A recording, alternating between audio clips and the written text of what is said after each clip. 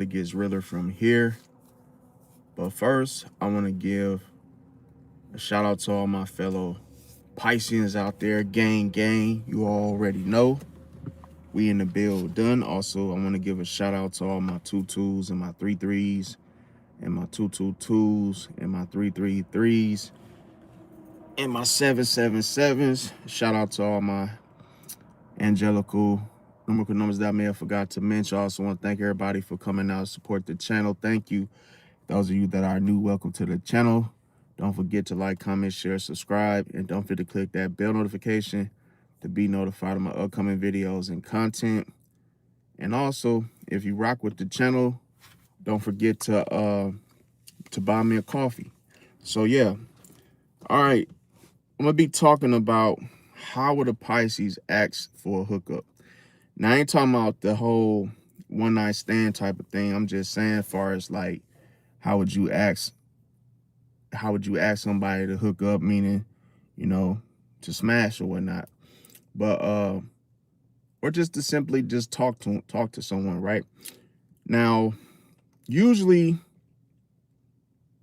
you might say to yourself, okay, you want to match that person vibe. So you might say something like, oh, you're trying to match my vibe tonight. And you just gotta practice with these, because when you first hear yourself say these things, it's gonna sound kind of weird or kind of funny or awkward to yourself. But what's going on, Third Eye? Welcome. You said first thing I thought was going to the wait. Wait, you said you was going to the XX. Who is that? Well, yeah, good day for sure. Yeah, so it's like when you want to basically say, things like you're trying to match the vibe tonight. And then, like I say, she might say, well, she might reply back like, what you doing? Then you say, oh, I'm just chilling, but hey, I'll be better if you was here though, in a way. So, now here's what she could be thinking. She probably might think you full of it and think that, you're just talking. So it's like, you gotta say what you feel to say, but not like in a way where you're nervous and afraid to say it, if that makes sense. What's going on, Nick? What's going on? And you know you might just want to, like, I ain't gonna lie, it's too, this is it's everybody approach to dating. And if you're trying to like smash, or if how do you get to that point? And it's like, what do you do? What do you say as a Pisces? Because when you're a Pisces, sometimes it could be difficult. It could be difficult. And it's like, you could really mess this up. What's going on, Misty? Said late night. Yeah, it's like 3 and 4 in the morning for me, almost 4 in the morning. But like I said, I just got off work, so I'm used to being up all the time. Yeah, appreciate it, Misty. Said, smash that like button, y'all, and sub. And yeah, I got the little coffee thing. So if y'all, whoever wants to buy me a coffee, feel free to. I would appreciate it. Okay, so when you date, like I say, usually if a Pisces is flirting, first off, you're gonna pretty appreciate the happy poop, Misty. Welcome, Noah. Yeah, it's almost 4 o'clock in the morning for me too. I know I'm gonna be up to the morning time until the sun comes out, like last night, the last few nights before that. So like, I don't know, my sleep cycle got thrown off. I have a lot on my mind, and when I have a lot on my mind, I can't sleep. I can't even, like, it ain't no way I could sleep, because I really just have like too much stuff that I'm thinking about that I gotta handle. And it's like, I'll sleep when I'm dead. If that's always the best saying that I like to say is, I'll sleep when I'm dead, because I feel like, bro, like, I gotta get some new tires on my car, and then like, it's just, it's like certain things which you don't really, certain things you don't plan for, and it's like as soon as you like think about it, you're like, damn, the tread's getting pretty low on my tires. I'm like, okay, I gotta go get some tires. So I'm like, oh shit, you know, I'm like, I wasn't really factoring into my finances the whole tire situation. I don't want to put no cheap ass tires on there either. But you know, they all wear the same. Excuse me, but it's like I knew that was something I had to do. So I was like, well, damn, you know, I had to budget that into the, you know, into the equation. So it's like I had to work extra. But it's to me, I've been doing this. I like this more than Instacart. I think I'm taking a break from from Instacart, bro. I ain't really feeling that type of work no more because it's they make, you know, they're being making too many changes. But yeah, let me see. Noah said, I appreciate the shout out. Let me see. Noah said, I'm pulling off a all-nighter right now. So I'm scrolling. Yeah, and I think that's the thing. Like, bro, I've been having a real tough time with just like thinking about shit, but then like I'll be scrolling through my phone for hours, bro. I don't know why I be doing that. Like I'll just be scrolling, not really, really, really, like I'll watch some crazy shit like, you know, high speed chases and, you know, stuff like that just because like I be needing something to like throw me off a little bit. What's going on, Diego? You said, am I okay? I mean, I don't know, man. I don't know if I'm okay, bro. I'm just shit. I'm just up, bro. I can't sleep, bro. So it's like I gotta, let me turn this light on. It's like I can't sleep, bro. So I gotta make sure um for some reason I just be up, bro. And then to the morning time I probably go to sleep at like, you know what, it all depends, bro. It all depends. If I feel like I could stay up, I'm gonna just stay up till I feel like I'm about to drop. Then I finally go to sleep, bro. But like lately I just been like just up, bro, for no reason. I just be up for no reason, bro. I don't know what's going on, bro. It's like it's weird. I can't even explain it.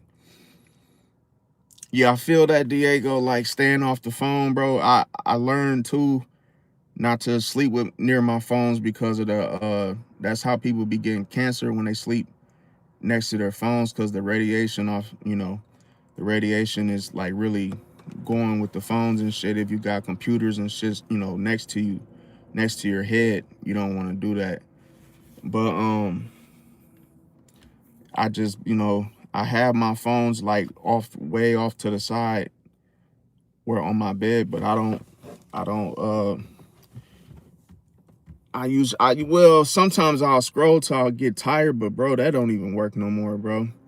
I just got a restless type of sleep schedule, bro, where I don't really well, I'll tell you what it is.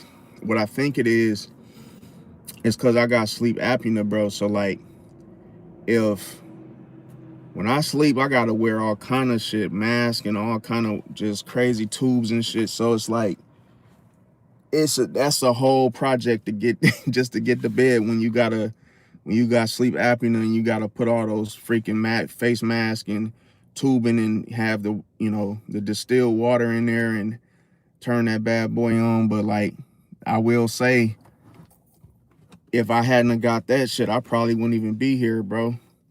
Cause my post was like back when that situation happened like a year ago, my post was like 40, bro. And my heart rate was like at 30. So like I probably would have been dead, bro, had I not went and got that sleep study done, bro. Like that sleep apnea stuff ain't no joke, bro. Like I knew something was off because I wasn't breathing in my sleep. And it's like I'll be telling people like, bro, sometimes if you snore like super loud, bro, that's because you're not breathing, bro. You're not even breathing. Like you're not breathing, you know, normal. And it's um bro, it's like I would catch myself not breathing, bro. Like to the point where if you literally tried to hold your breath until you couldn't take it type shit. It's like that type of feeling where you're like, you take a deep breath and then you just hold it. And then you feel like your head and everything, you just start sweating and shit because you're getting enough oxygen to your brain. But I knew a dude that died from that shit, bro. He didn't get the treatment, bro. And he died in his sleep, bro. Just because he was already having those different episodes, and then he didn't get it. He didn't get it looked at. But the only thing I would say with the mask thing when I first started using that is it's different, but it feels like sometimes you'll forget that you're sleeping, if that makes sense, when you got that shit on. But like, I ain't gonna lie to you, I ain't even been wearing that shit lately because the thing you gotta, like I said, it's a project. It's tedious, and you gotta like it's like a Lego set. It feels like a Lego project. You gotta sit there and take it apart and then put it back together because you gotta clean it, and you gotta clean and you can't clean it with like regular soap. You gotta use like baby type shampoo or something. You gotta use something light that won't damage the thing. So yeah, man, that shit ain't no joke. That's why I tell people always go to the doctor and get shit checked out, bro, because don't never just let no shit just sit, bro, because you could have a bump or like a, something that look like a mole or something on your body, and you just ignoring the shit like, oh, a bump, whoop de whoop. And then all of a sudden you find out, damn, God forbid it's cancerous. You like, oh shit, this whole time I'm sitting here just looking at this thing, and then, I didn't get it treated. But the thing is, it's like, I don't really like going to the doctor, bro. I ain't gonna lie, but I still go because it's like, it's all kind of stuff. Like me, I got PTSD from the fucking shooting, bro, and that shit ain't no joke. So it's like, I didn't really know. See, that's the stuff I be talking about, stuff that you can't see, bro, until you actually in the moment where you start to bug out, and then you realize, damn, I just freaked out, and wasn't really nothing to be freaked out about. It's just like your body just react to something that you went through. Something like if you was in the army or military, and then people were like throwing grenades and shit, and you went through that experience, you could be shell shocked in such a way where you done seen some crazy shit, and it's like if it makes your body like do certain movements and jolts and shit because of your nerves being bad from it. So I just be like, that type of feeling that comes over you, you start to feel like, damn, I don't even know how to relax or calm down, bro, without medicine, bro. There's no way, bro. Because if I literally, bro, let's say, I don't know about y'all, bro, but dude, I'm talking about these people trying to kill me, bro. I don't think people really know the detriment of the situation, bro. Them people that was shooting at me, they was trying to kill my motherfucking ass, bro. And it was just like, I just didn't really know until I paid attention and saw like that they kept shooting. It wasn't like a few shots. They kept shooting, and then it was just like, bro, I can't even explain that. I can't even explain it, bro. But I will say the illusion, bro, was something that, I had to do, had to pray. And the illusion was that something was telling me to act like, to play possum and, pretend like you're dead. And that's what I did. I just played like I was dead, leaning over the council, and then they stopped shooting. And then as soon as I didn't turn on the headlights, I kept, because it was nighttime, I just turned the headlights off and just hit the gas, bro, and ducked and just got the fuck out of there, bro. Because I'm like, I ain't trying to get hit in my, God forbid, and trying to get hit in the face, but you know how that goes. Yeah, see, you said you was a nurse in the army. How was that? Let me see. Miss said, do you take Xan? Nah, I don't take Xan. You said that would definitely help. I do 5.5, very small dose. Damn, just being Pisces with all the fields and others, it helps. No, I don't take the Xans. I'm on the crazy shit. I'm on Zoloft, bro. I take Zoloft, and I'm on like the highest milligram of Zoloft, and a lot of people be laughing because when you when you get to that milligram, the 200 milligram, that shit ain't no joke, bro, because that shit shuts off your it shuts off your, how can I say it, your brain in such a way where you don't really focus on, like, you don't really get anxious or focus on shit that, like, those how can I say it, like, you don't focus on those thoughts and shit. Like, when you're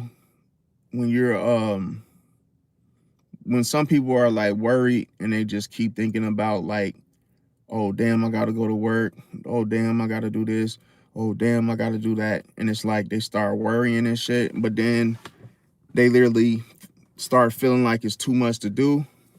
But like with me, it's like my anxiety, like once that shooting experience like passed, then I didn't even know like what anxiety was until I felt that, like, this uncomfortable shit that, bro, like, everybody, I say this first, but like everybody experiences anxiety differently, bro. Like for me, I can't do that shit, bro. That ain't me, bro. I cannot live my life, anxious, bro. So to me, it was almost like I couldn't relax, bro. And it was to the point where it got like, it was at its worst, at the worst level of can't relax, to the point where I'm looking over my shoulder, I'm locking shit twice, I'm, you know, sleeping on the floor, just doing weird shit because I'm so like, just like, yo, who was that? And then I keep react, what they call it, it's like I keep seeing the same shit in a, in like a, it's like if I was sitting in my car like this, and let's just say I was just regular, there's no way I could do this, bro. Because I would be looking over my shoulder. Oh, who's this? Who's that? Woo, doo, woo, and just like maybe turning the car the other way, just, sitting in the dark somewhere. Because, bro, your brain, bro, literally when you get anxious, bro, you start to, like, it keeps you stuck, bro, with that same thought or worry. And it's like, I just can't do it, bro. But I would say with the Zoloft, bro, it's not, that shit ain't for everybody, because it makes you numb, bro. It makes you numb. Like, if people smoke weed, it makes them high, depending on if you get a, indica or sativa, high or low. And it's like when you take Zoloft, bro, you can literally sit still and do absolutely nothing for hours and not be affected, bro. Not even think once, like, oh shit, I've been sitting here for like like when I went live, when I went live last night, I didn't even know 5 hours just went by, just like, it was just like sitting here just talking and talking and talking. I'm like, yo, that's when I started realizing, like, yo, this shit is super strong, bro, because I ain't gonna lie to you, bro. That shit, but I'll say that, see, here's the problem, bro, is that when you first start taking that Zoloft shit, well, that's what it is, Zoloft, but it's like, obviously you would take the generic form, which is sertraline, bro. But like when you take it, that shit, the side effects ain't no fucking joke, bro. Like when you first, it takes like 6 weeks to even, to even work, bro. So the first 6 weeks you just taking them shits, bro, and they make you feel like going to sleep, bro. Like man, I shit you not, bro. That sertraline, bro, it will make you pass out, bro, because it literally makes you so fucking tired, bro, that it's chronic sleep, bro, to where you could literally have slept all night long, got in your car, went to work, and guess what? You're already about to go to bed, bro. You're already so fucking tired that you can't even fight the sleep, even if you were to, have a cup of coffee or, take this, take that. It doesn't work, bro. That's crazy, because when that happened to me, I said, oh, hell no. I had to go back to the doctor. And I had to say, yo, I can't get shit done, bro. Like that shit, that medicine stuff ain't no joke, bro.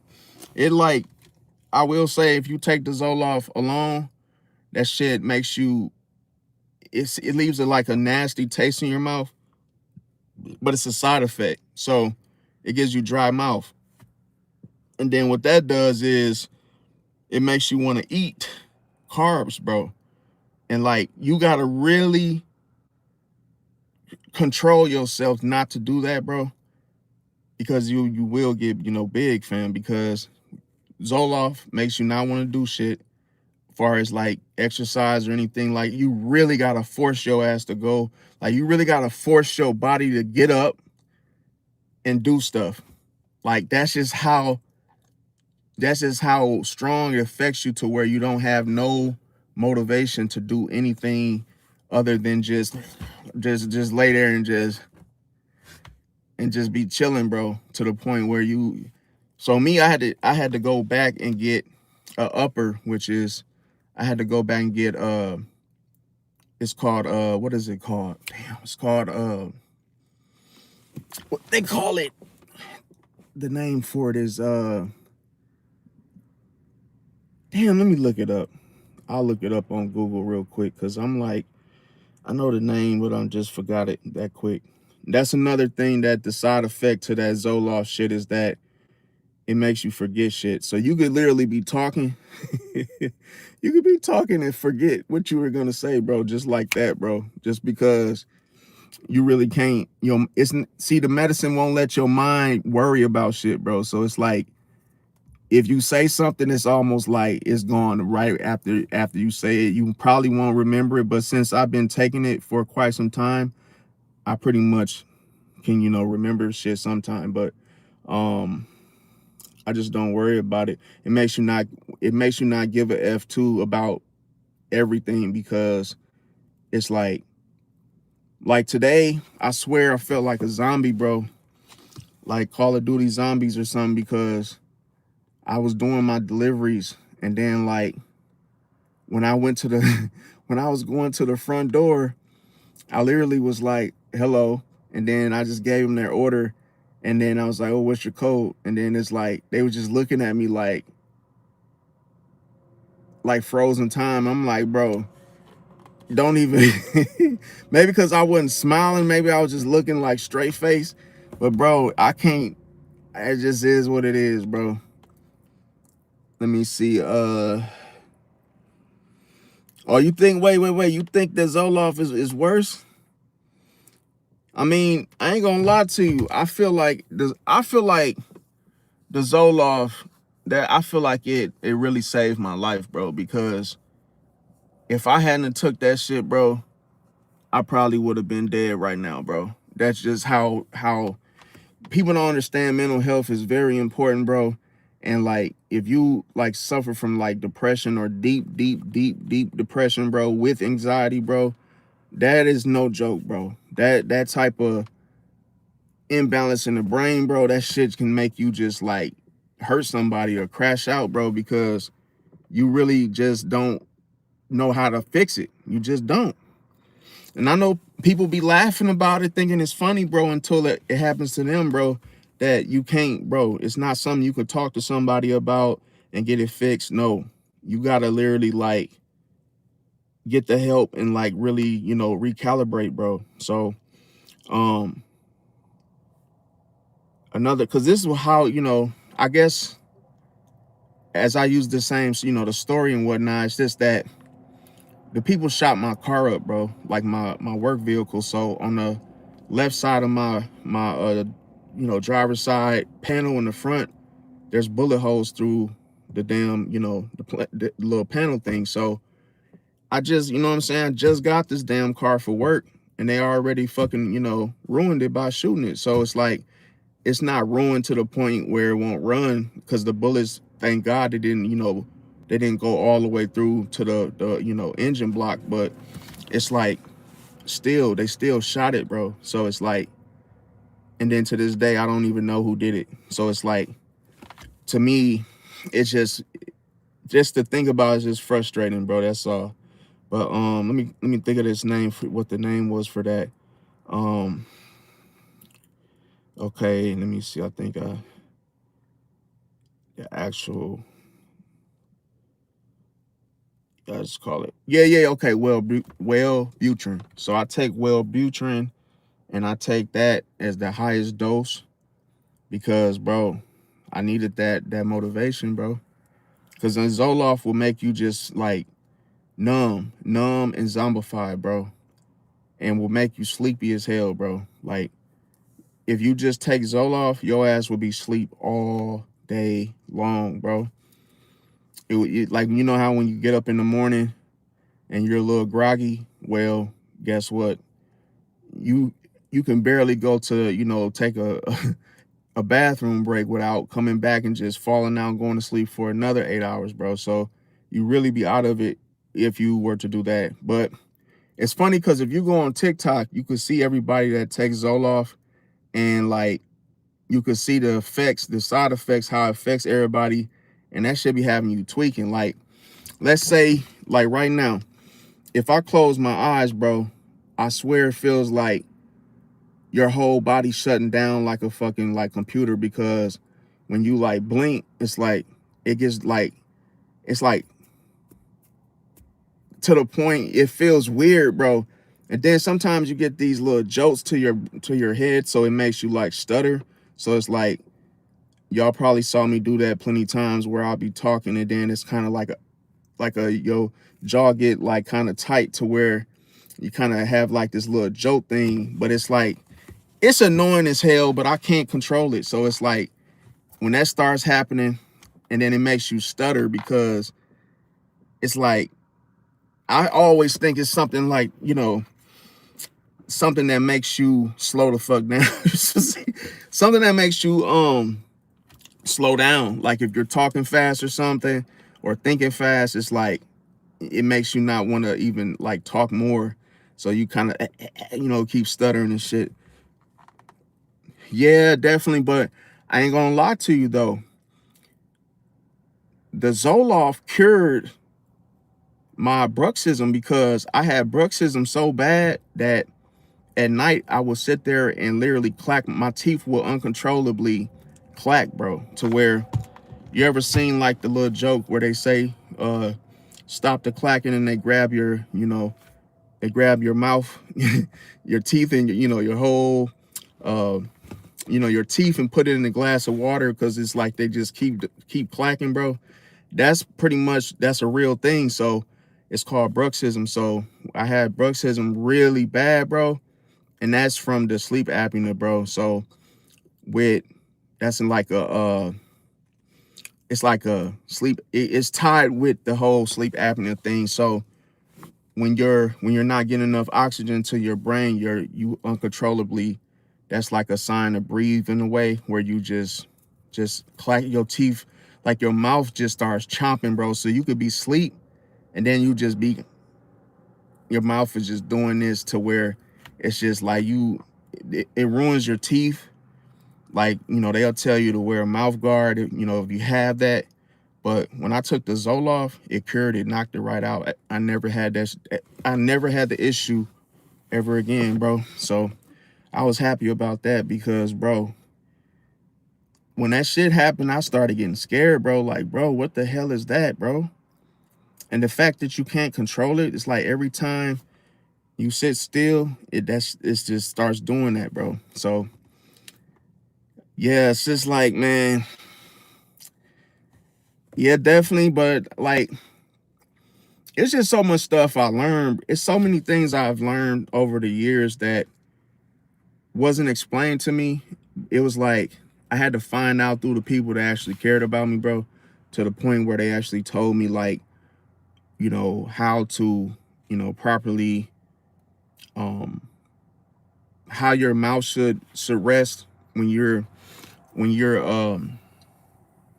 like, some people don't, a lot of, believe it or not, because I didn't know it, but like when you're not supposed to bite down, like, unless you're eating something.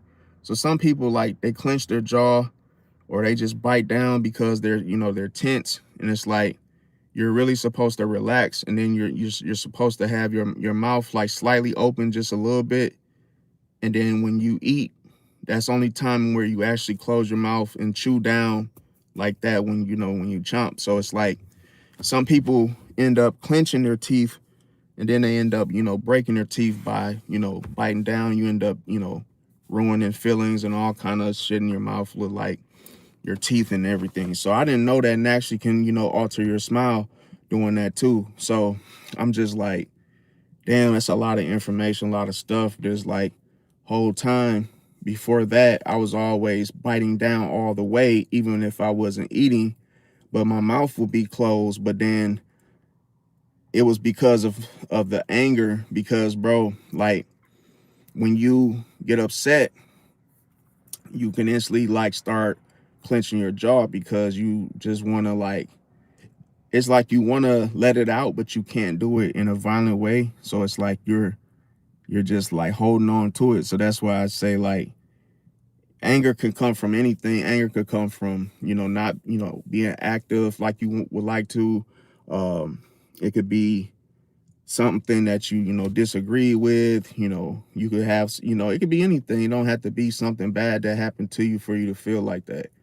But I don't recommend you stand like that, because holding on to it to really want to mount. Or see, I just did it right there.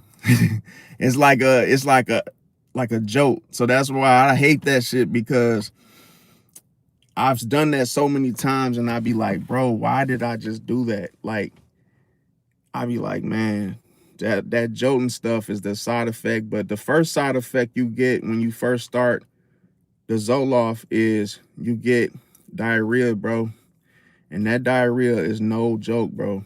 Like, oh man, you cannot hold it, bro. It's just too intense too, bro. Like, you get those stomach cramps and stuff like that when you first get on it. But the Wellbutrin is different, because what that does is that keeps you from getting sad and getting like deep down depression, to where when you take Wellbutrin, it's like it releases more dopamine in your brain, where the Zoloft, it releases more serotonin. So that feeling that you get when you work out and you start sweating, and then when you get done with your workout, you kind of feel good. It's like, and you be like, yeah, you feel that little serotonin, that boost the serotonin, and that's the same thing. So that you will feel when you take the medicine. Now, when you get the dopamine increase, now this is what they said. They said a lot of people would abuse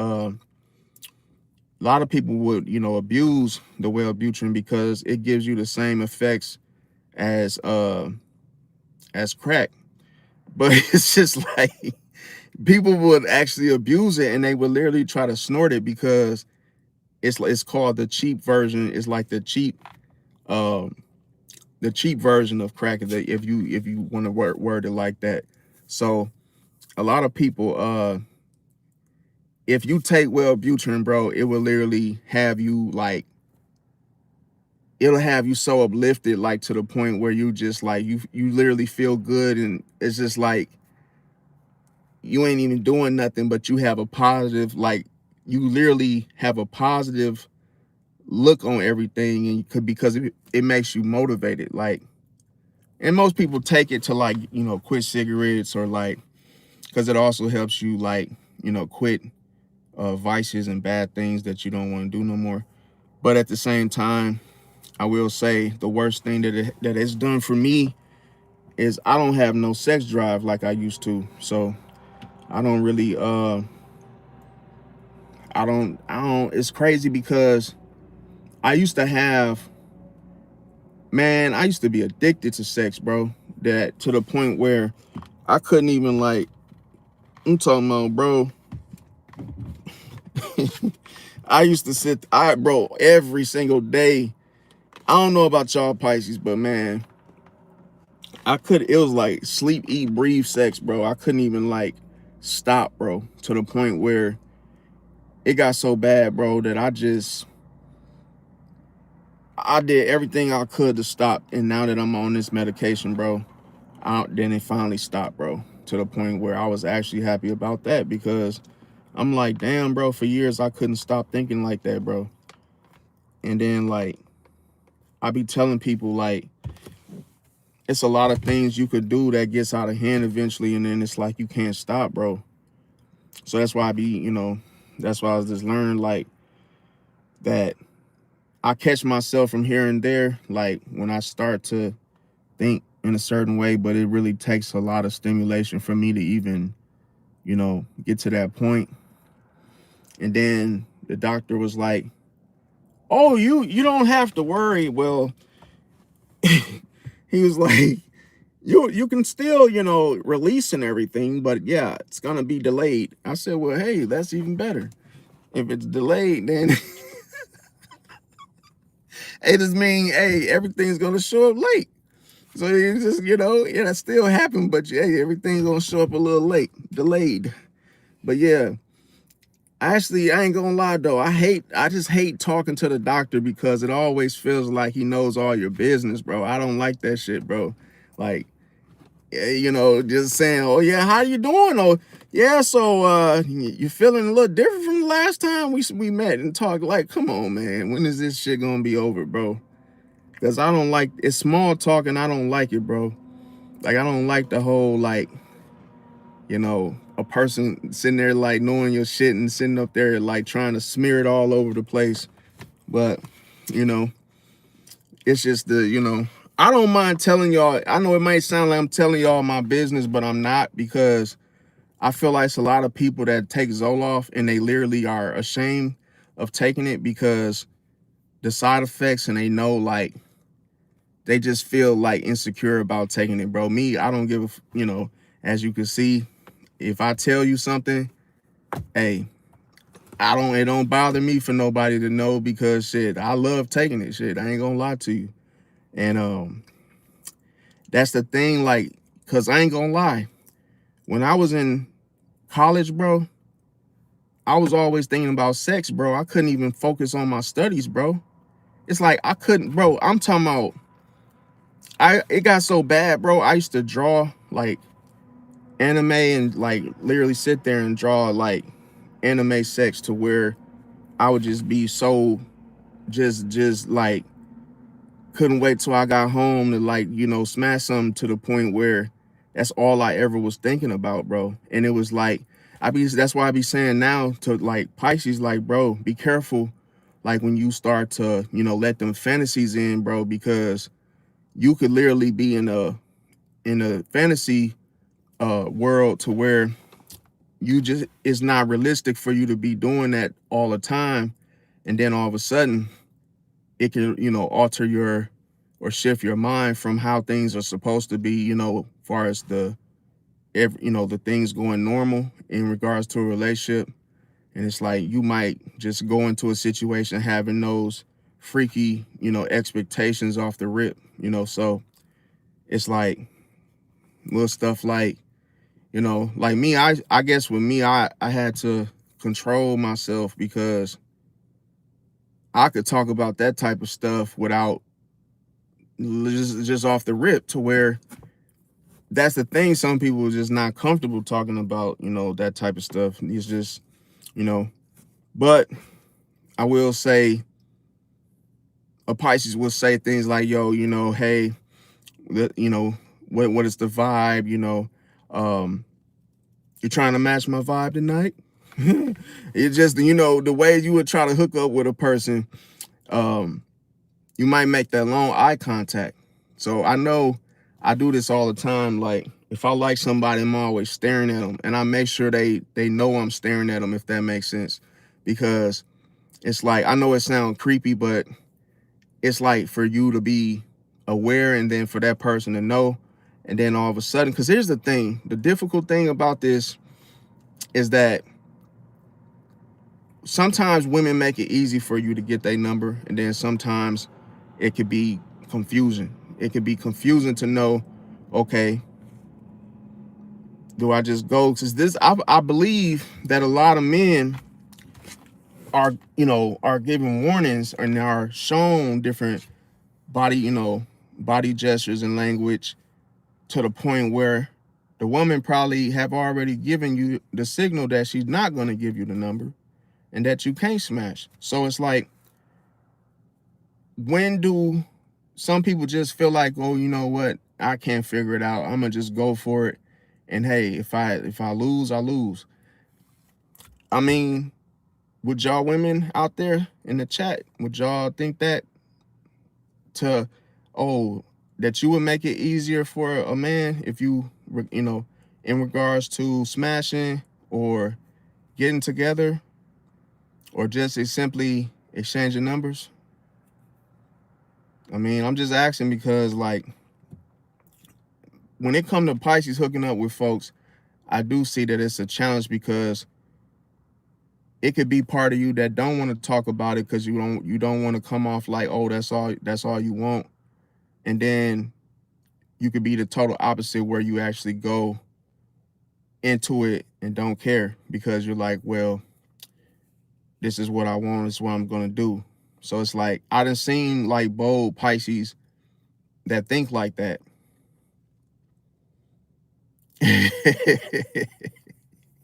Why you say that, blue sapphire? Why you say that? You said Pisces men are not to be trusted. Why? Because I'll be feeling like, I know, and I seen it happen, like, cause that's why I was laughing, because like, I be noticing, I could tell when somebody don't trust me. It's like they give me a look, the type of look like I'm watching you. Like, and I had this happen today because I went into the Walmart and I was just like, I asked him, the dude that worked there, the same one that was opening like all the little cabinets and shit, and it's like, I felt he was basically making it easy for somebody to steal something, right? So I went in there, and then I started talking to the dude, and I said, yo, you look familiar. But I knew he wasn't somebody I knew. I was just making conversation. I was like, oh man, you look familiar. And then he was like, oh, did you used to go to this, go to this place? Did you go to school here? I said, nah. And I said, yo, buddy, I got a question for you. I said, is security here today? I said, is your security, right, is the loss prevention, whoop the woo? I said, are they here today? And he was like, oh yeah. Oh yeah, they're all around, yeah. You got some that in plain clothes, they just, sit there and push the carts around and they just watch you, and then, but the only reason I asked them that was because I wanted to get a feel about how it's structured. Because I'm like, bro, ain't no way they can just open these little cabinets and then give the person the item. It's almost like, are they really watching?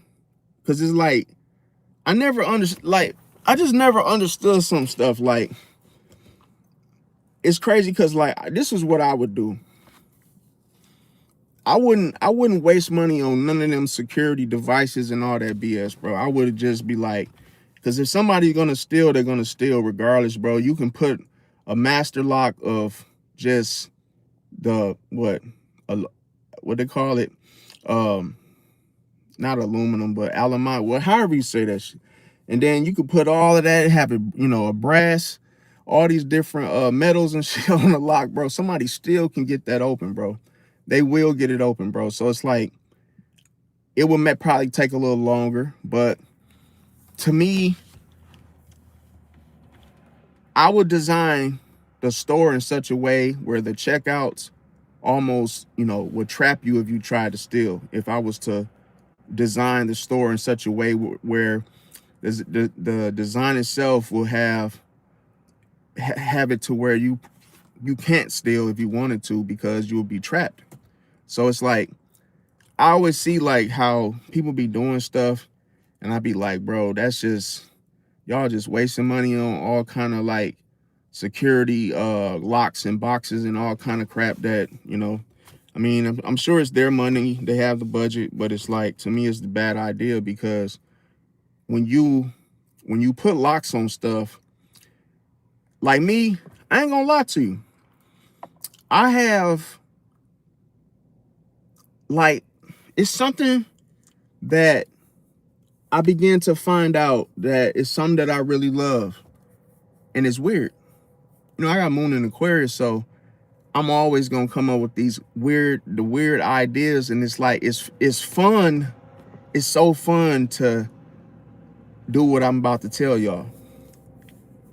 I like to break into shit, bro, but not like in a sticky fingers, but more like if I see a lock, I just want to break the lock, just because it's fun to smash something and then, end up breaking it open to where it's almost like if something, because that, I ain't gonna lie, I kept being drawn. I was so drawn to that lock, bro, that I was like, bro, I just want to show them how stupid this lock idea is, because, bro, that's not gonna stop somebody from getting the product, bro. Because literally, you can literally, man, destroy that lock, bro. To the point where I see me as a kid, bro. When I was younger, bro, I used to always grab like metal containers, and then I would light it up with like a lighter, and it try to explode it and try to like bust it open. And that type of stuff I used to really get excited about, with like, oh, let me see if I can shake this soda up and then put Mentos in and run real quick and see, just to hear that loud boom, so it's like little stuff where I guess we all have different, weird shit that we're into. So it's like with me, if it was just and I'm not talking about of a venue, I'm talking about if it was just a random door that had a lock on it. Maybe to let's say it was to a mall that used to be open, but it's not even open anymore. I would just want to go to it and just like break those locks, bro, because it's certain things that I'll be feeling like, bro, see, it's like, it's probably just the way I think about life. It's like so many obstacles in your way that you might feel like, well, damn, this is just something I got to get through. See, meaning like, okay, you put a lock on it, but hey, I can get that lock off, and I will get it off. See, but said throw the fish back in the water. But that's the thing, you when you say throw the fish back in the water, you can't. That's not how you get rid of a fish, though, bro. Like, people be thinking that that's their way of getting rid of the fish, bro. It's like, no, bro, because even if you if you threw that fish in the water, you will, the next day you will be trying to catch that same fish again, because you'll end up missing out on the good the good things about the fish. See, now let me see. Blue Sapphire said, oh my God, my son is Scorpio, Halloween, his B-Day, help. Yeah, I mean, I feel like now Scorpio could be, they could be into some, dark deeds and dark things, like, but I also think they could be influenced, because one thing was with Scorpio, they're very vulnerable. See, they're very vulnerable. So like, you can influence them easily to like do things, sinister related things. Like if somebody was going to shoplift and they were asking their Scorpio cousin like, yo, you should come with us. And then the Scorpio's like, yo, what y'all getting ready to do? Well, we're going to hit up some stores. That Scorpio will say, okay. Like, you ain't even thinking about if you get caught. Like, damn, you just gonna go just because, oh yeah, they asked me to go.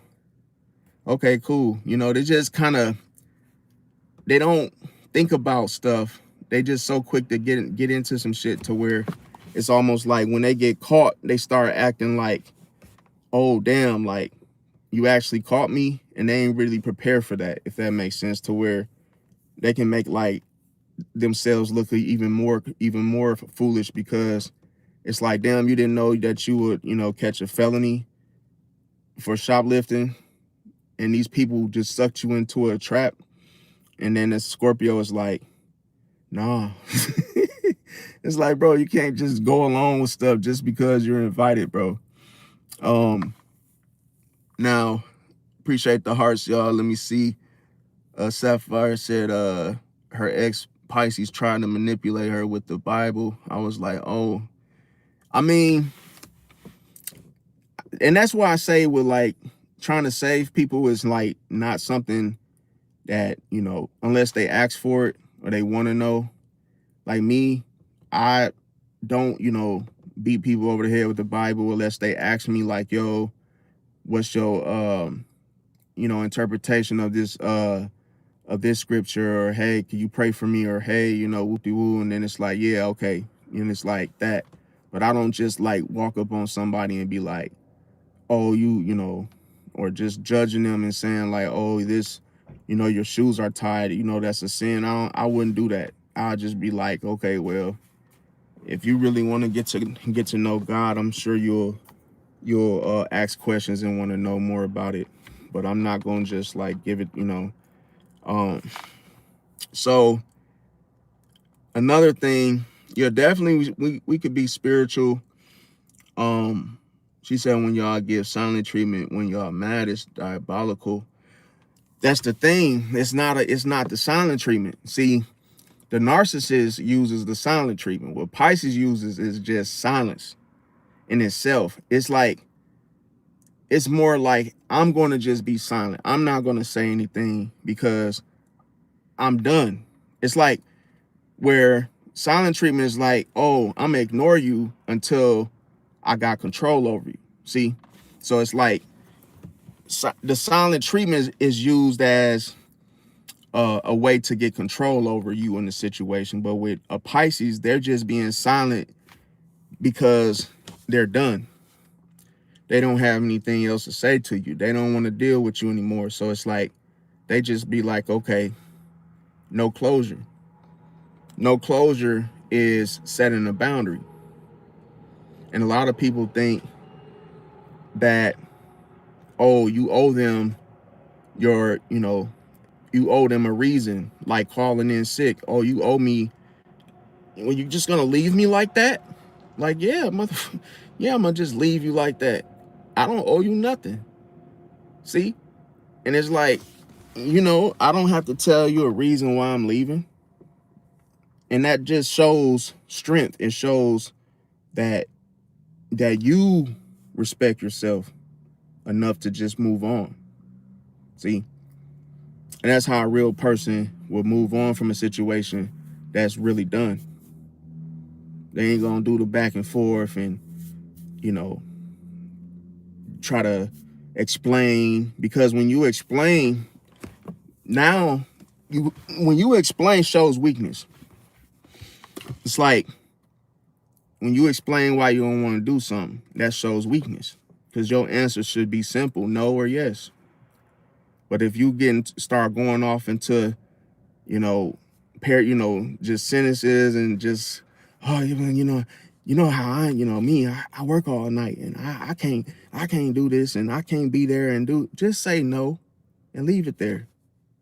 You don't got to explain a story of why you saying no. No is no. And that's all you have to say. But if you explain, you make it easy you make room for folks to influence you, bro. Because then they can sneak a suggestion in there See, well, you ought to do this, or you should just do this. Because remember I told you, you can't trust people that say things like, oh, you should. Oh, like people do this to me all the time. Oh, you have a nice channel. I love your channel, but you cuss too much. Had you not swore, like, bro, you ain't never cussed. Okay, don't, that person is not giving you a compliment, by the way. Because when you say but, that means I'm taking it back. It's like, oh, but they try to make you feel like, oh, they're complimenting you, but they're not. See, and you got to be smart enough to know that, because if they say, well, you should do this, that's bad. That's not your friend. That's the enemy. You oughta. So now, oh, they're trying to tell you what to do and how to think. See, woulda, coulda, shoulda, all those suggestions, bro. If it's not asked for, it's literally a hater, bro. It's control. See, when people, and another thing, when people act funny, it just means they don't like you. It's like certain things that are, once you understand things, like in its simplicity, it keeps you less stressed, less, it keeps you in less bondage, because it's like, oh, I know what you're doing and I'm gonna leave it alone. And you see how I know what you're doing, but I'm done and I'm moving on. Like, you don't want to sit there and just be like waiting for somebody to act right, because they're not going to, bro. And then another thing I was gonna say is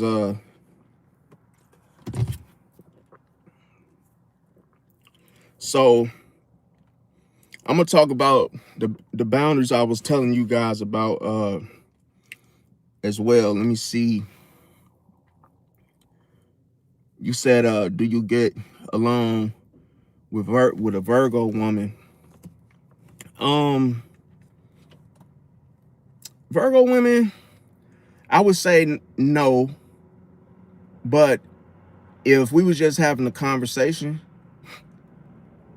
yes. But I feel like when you give your opinion about how you feel about something, that's when it starts going left, because sometimes Virgo might feel like you doing something wrong. They might think it's a bad idea. They might feel like, being suggestive, in regards to like how you should handle that or how you should do something.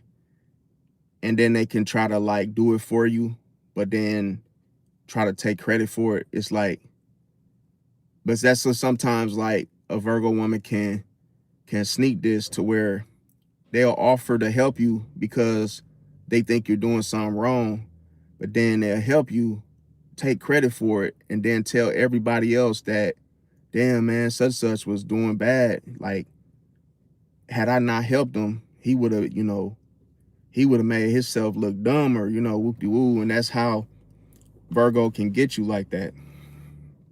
Now, another thing is that when you're dealing with a Virgo, you gotta set boundaries, because what Virgo is gonna do is going to try to walk all over you. But it's more in a more, it's like the Virgo doesn't know they're doing that, but because it feels like, it feels uncomfortable. It feels like, oh, it's like, let's say your shirt is wrinkled and it probably wasn't even that bad. You just had a couple wrinkles, maybe the back of the shirt, and all of a sudden the Virgo gets whiff of it and they're like, oh, damn, such and such, your shirt's wrinkled. And then it's like, and then if you blow it off like, oh, I don't care, whoop-de-woo, I don't give a damn, whatever, it's a shirt. And then what Virgo would do is, well, I can't look at it anymore. Like, they'll say something to be like, oh, they're just so annoyed by it. It's really bothering them, because they can be like nitpicky to where, you know what? I'm gonna do you a favor. Give me the shirt. I'm gonna iron it for you. Like, and then they'll make sure they put the crease in there and all fancy dancy. When the shirt's done, you know, oh, here you go. See? Now you look now so much better. And it's like it can make you feel like shit, because you can look at the service and say, this was not something I asked for. You did this service for yourself. You didn't do me no favor. Because I said I didn't care how the shirt looked. You ironed it because you were trying to control the outcome. See? And it's like trying to control the outcome, it makes you feel like, damn, you just made me iron my shirt, if that makes sense. Like, but you didn't do it for me, you did it for yourself. And that's what you got to watch out for with Virgos, because a lot of times when they say, I'm so helpful and I'm always, you know, they're there for themselves, bro. They're not there for your ass, bro. They're there for themselves. And guess what? When they're not, there ain't nowhere to be found. It is what it is. Because you got to understand, the opposite of Pisces is what? A person that's not going to be compassionate. Not like a Pisces will be, because they're not Pisces. They're the opposite. That means that person is not going to show no love when they feel like they're giving you great advice. They don't have no tact. They're just like Taurus. They don't have no tact. Taurus tell you to do something, but they drill you. And it's like, where the love at? See, you got to love, show love, have love first, and then give the advice, bro. See, that's just like a doctor, a nurse that's going to give you an insertion. Okay, I want to make you feel better, so here, let me give you this shot. Boop. And now put a Band-Aid on it and you're good to go. It's like, why do you have to criticize the wound as if I don't know I'm hurt already? Now you're just making it worse. See, because you give your input when it's not, you know, when it's not asked for, and then all of a sudden you just help people on your own to make yourself look good. See, like, I don't think if y'all following me, but it's like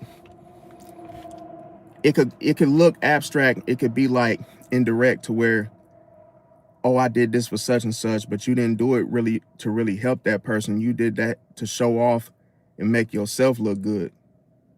You did that service for yourself because you wanted them people to think that you were like, oh, like you cared about people. But the whole way you did it showed that it was more selfish related. It wasn't about the person.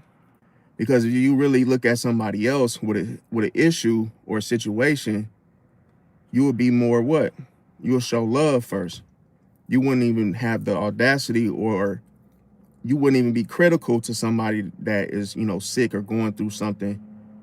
And then that wouldn't even sound right. You sitting up there criticizing somebody about them having a black eye, and you calling them little names and you thinking it's funny, and then all of a sudden you're like, oh, well, you know what? Let me get you some ice. And it's like, bro, you done said I look like a panda off the damn billboard of Panda Express. You done said this. You done called me a one-eyed Tommy. You done said all these names and whoop-de-woo.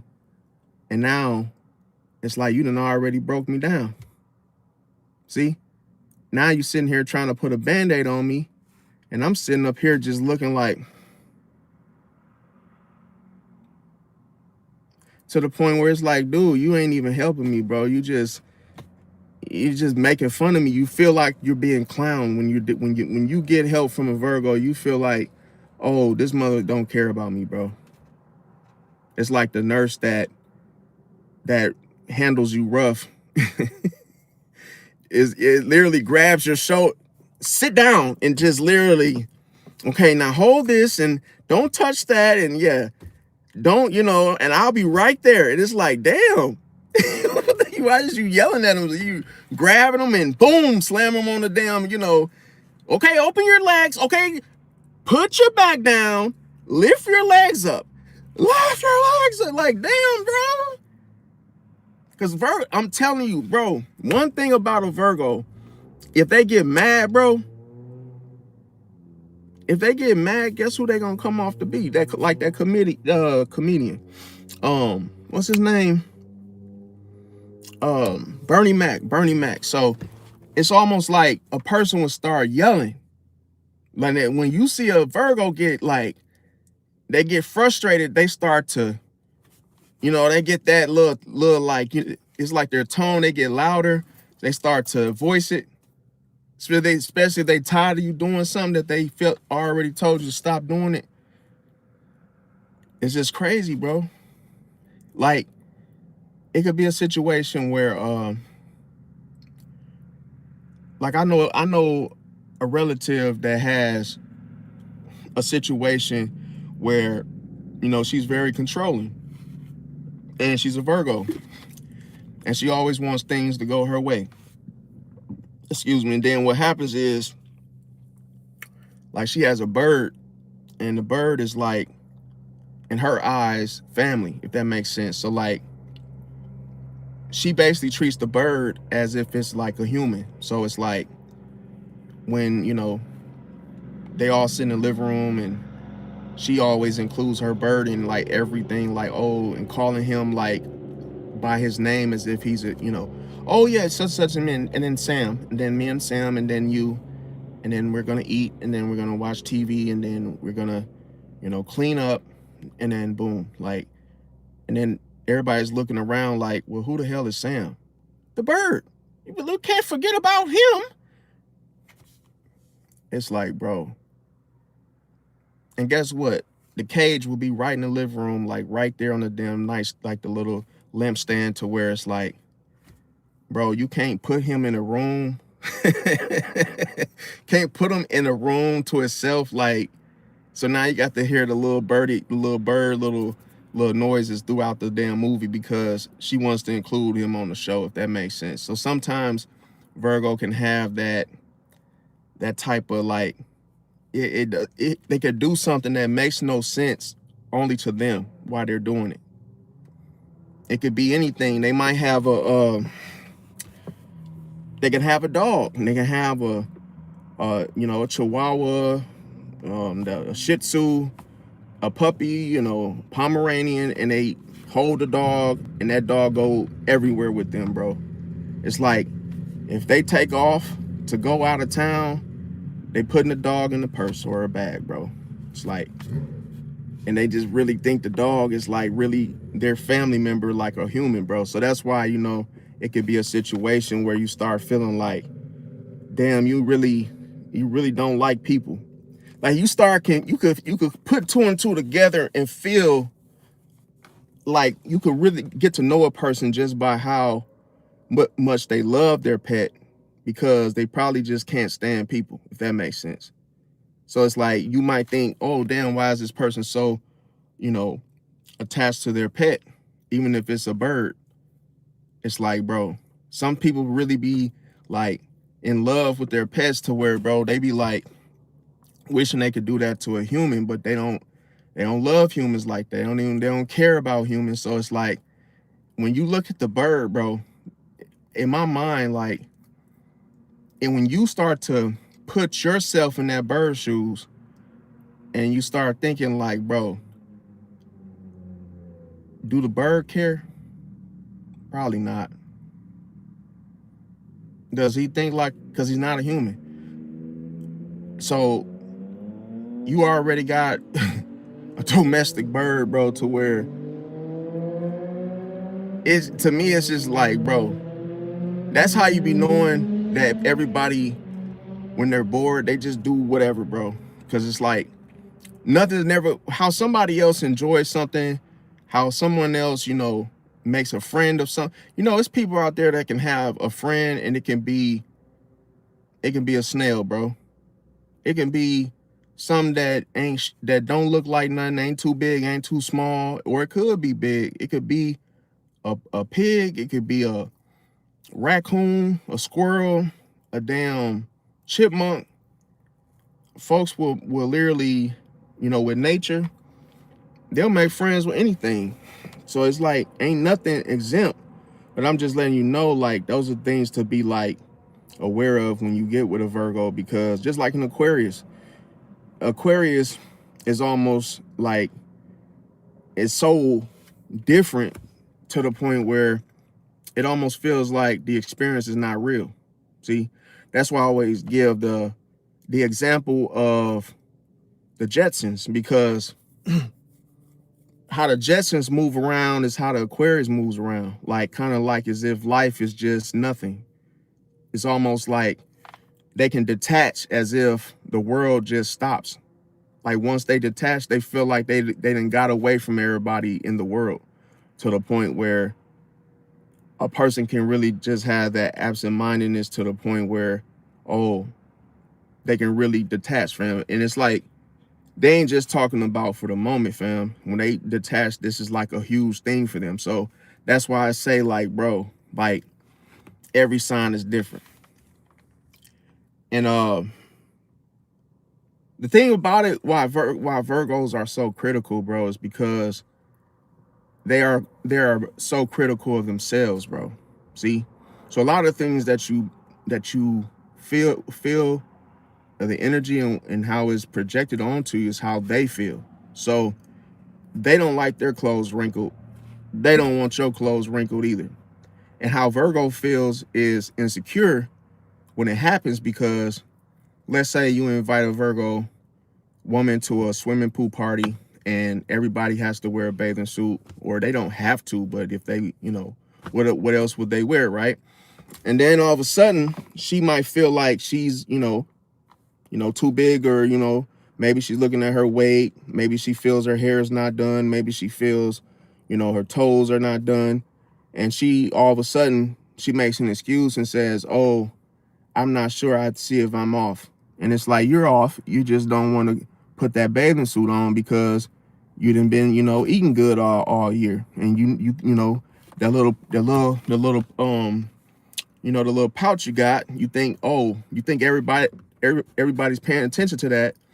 But it's because they're hyper critical of themselves, bro. So it's like a Virgo wouldn't even want to go unless they were like, have lost weight, their hair was, did or souped up, or their feet were done or something, because they would literally be like, oh no, I don't want to go because like my stomach, like if they're telling their family this, they'll say, oh, if it's a female, she'll say, oh damn, I don't want to go because my stomach is not, right now, and I don't want my shit all out for everybody to see. And it's like, so you're not gonna go swimming with the family, and you're visiting from out of town for the weekend, and you're just gonna not go because you're worried about your stomach showing, bro. Like, so you think you're the only one out there with that stomach, fam. And that's selfish, bro. That, how that sounds? It's like saying, I ain't going to such birthday party because I look like Sinbad. That's selfish, bro. Because it's like, how many people out there look like somebody and it could be a joke made about them, to where you start only looking at yourself out of everybody, bro. That's the perfectionism. That's the perfectionism trait to Virgo. And that's actually it's considered a bad trait, because they can literally look at themselves as being the only one with that issue. And it could be all out selfish, because you just thinking about yourself. You don't want to go. So now it's like you just disregard that it's your nephew's birthday and you're not even from this state. You're just visiting for the weekend. So you just gonna say, oh, my stomach's too big. Oh, I'm not gonna go to my nephew or, niece's party because my stomach's out. That's basically what you're saying. Is that party ain't worth my stomach being out for it. See, that's why I be saying, like, bro, you got to get out of yourself, bro, and go to the damn party, stomach out or not. It ain't it's not even the party, is not even yours. It's the niece or the nephew. It's like, do it for them. Just be there for them, fam. Who gives a damn what you got going on?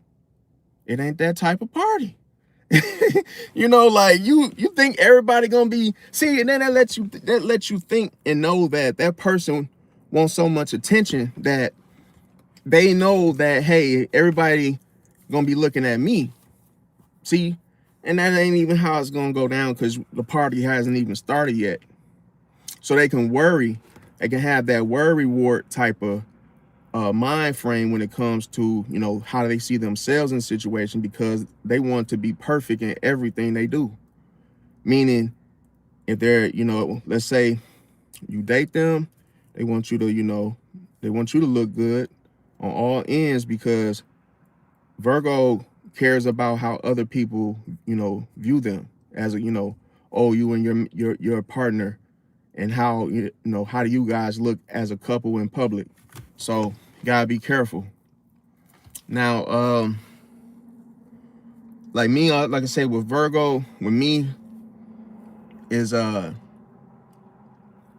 like I don't agree with the put downs and like the, you know, the little, what they call it, like just to say, just the little things that the Virgo, you know, what they come with. And like I know a Virgo woman that she will always like, so we'll have like dinner, and you know, I'll still, you know, still go, because I'm like, you know, boom. But like she has a real bad habit of like trying to bust you out in front of everybody. And she was like, damn, you know, Trey, you done got big, bro. What you been eating, bro? Like, you must have been eating like humans or something. I'm like, okay. I said, no, I haven't been eating no humans, but that's not something you say to somebody when you haven't seen them in a long time, bro. That's like the first thing you think about when you look at a person is, oh, let me cut them down. So I cut her down, because to the point where, see, with Pisces, here's the thing, like we just like Leos in a way with the temperament, because if you love us, we love you. If you don't give a F about us, we don't give a F about you. So if you say something like disrespectful, you best believe it's coming right back at you with Pisces. Pisces ain't gonna sit there and take it like, oh, let you really just sit there and disrespect them like that. Because we could tell the difference from a rib from a joke. I mean, you know, like a rib from an insult. Like, you wanted me to be hurt when you said that shit, so let me say something. It's my turn now, you know, like, so we'll be like, oh, okay, yeah, that's why your feet stink. Or, oh, you got hair on your legs. Like, come on, so what do you think you are?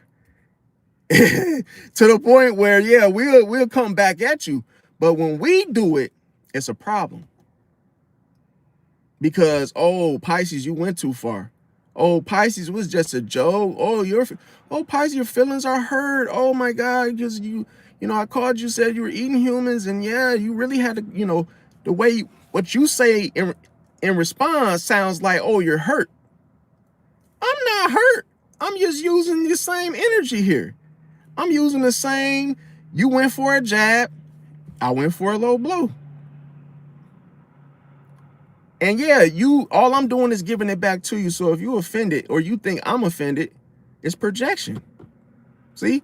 So that's the thing, like you may find out when someone says something to you and you know it's not a joke, Pisces, because you know you be seeing right through shit, and you be knowing like, oh, I'm just kidding. Oh, I'm joking. Oh, I'm joking. No, you're not. You ain't joking. That's the facade. You're trying to have that little, you know, the whole little mask thing that's not working. Whoop-de-woo.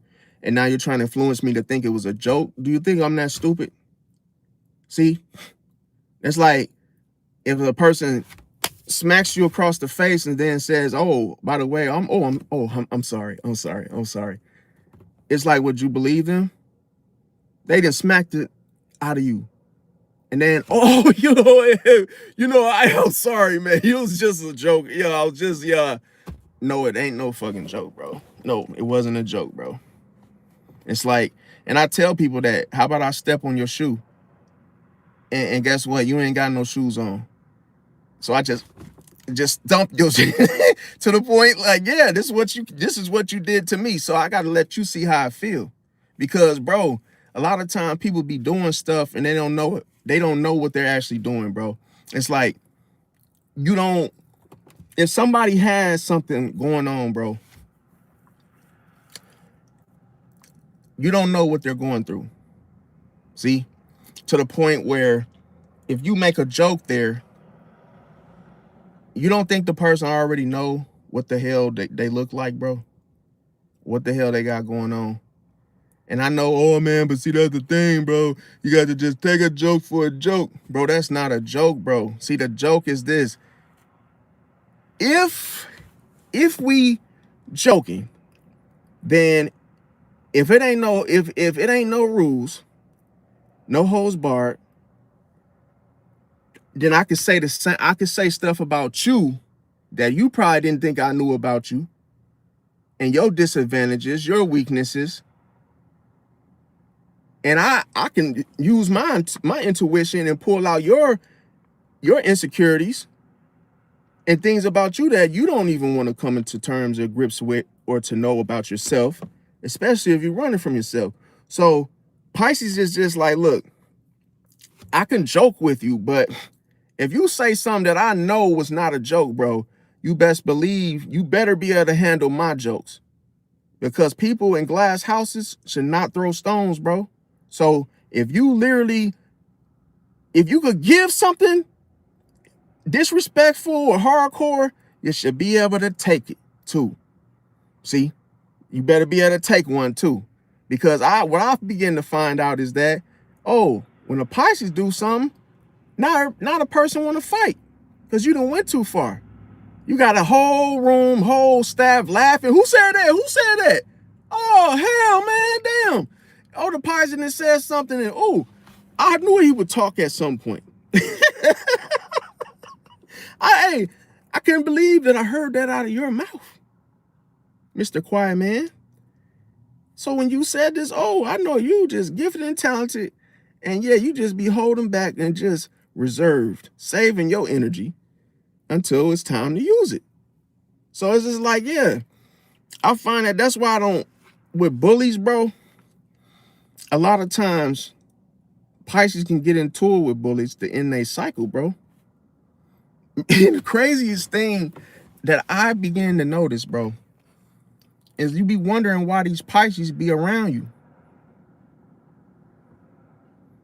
You don't be knowing that your cycle is about to end, my friend. It's like, could you imagine being surrounded by sharks and you don't know it? And now you sitting here just relaxed and calm, and you don't know. You didn't even think to ask these people their zodiac sign. And then somebody mention it. And what's your sign? Oh, I'm a Pisces. You know, oh, what's your sign? Oh, I'm a Pisces. And what's your sign? Oh, I'm a Pisces. And what's your sign? Oh, I'm a Pisces. Bro, I'll get the fuck out of here. I get the hell up out of there, bro. That ain't no damn good sign if you got Pisces all around you, because that means your cycle, bro, the shit you've been doing, going over and doing repeated cycles is about to end, bro. To make room for a new beginning, bro. And you don't know how it's gonna end, bro. You don't know the consequence. You don't know how the karma gonna pull the Pisces into which direction to handle the situation. That could be a fight. That could be a shootout. That could be it could be anything that happened to end that cycle, bro. Whatever needs to happen, happens, bro. Because a lot of times, bro, that's why I be telling people what looks harmless is actually, you got to still question it, bro. You might feel like, damn, why this person always with me? And you got to find out what side they on, bro. I always tell people are either going to be with you or against you, bro, in life. They either going to be on your side or not, bro. Just because they sit with you all the time, they talk to you all the time, that's how the snake is just looking for a way to get in, bro.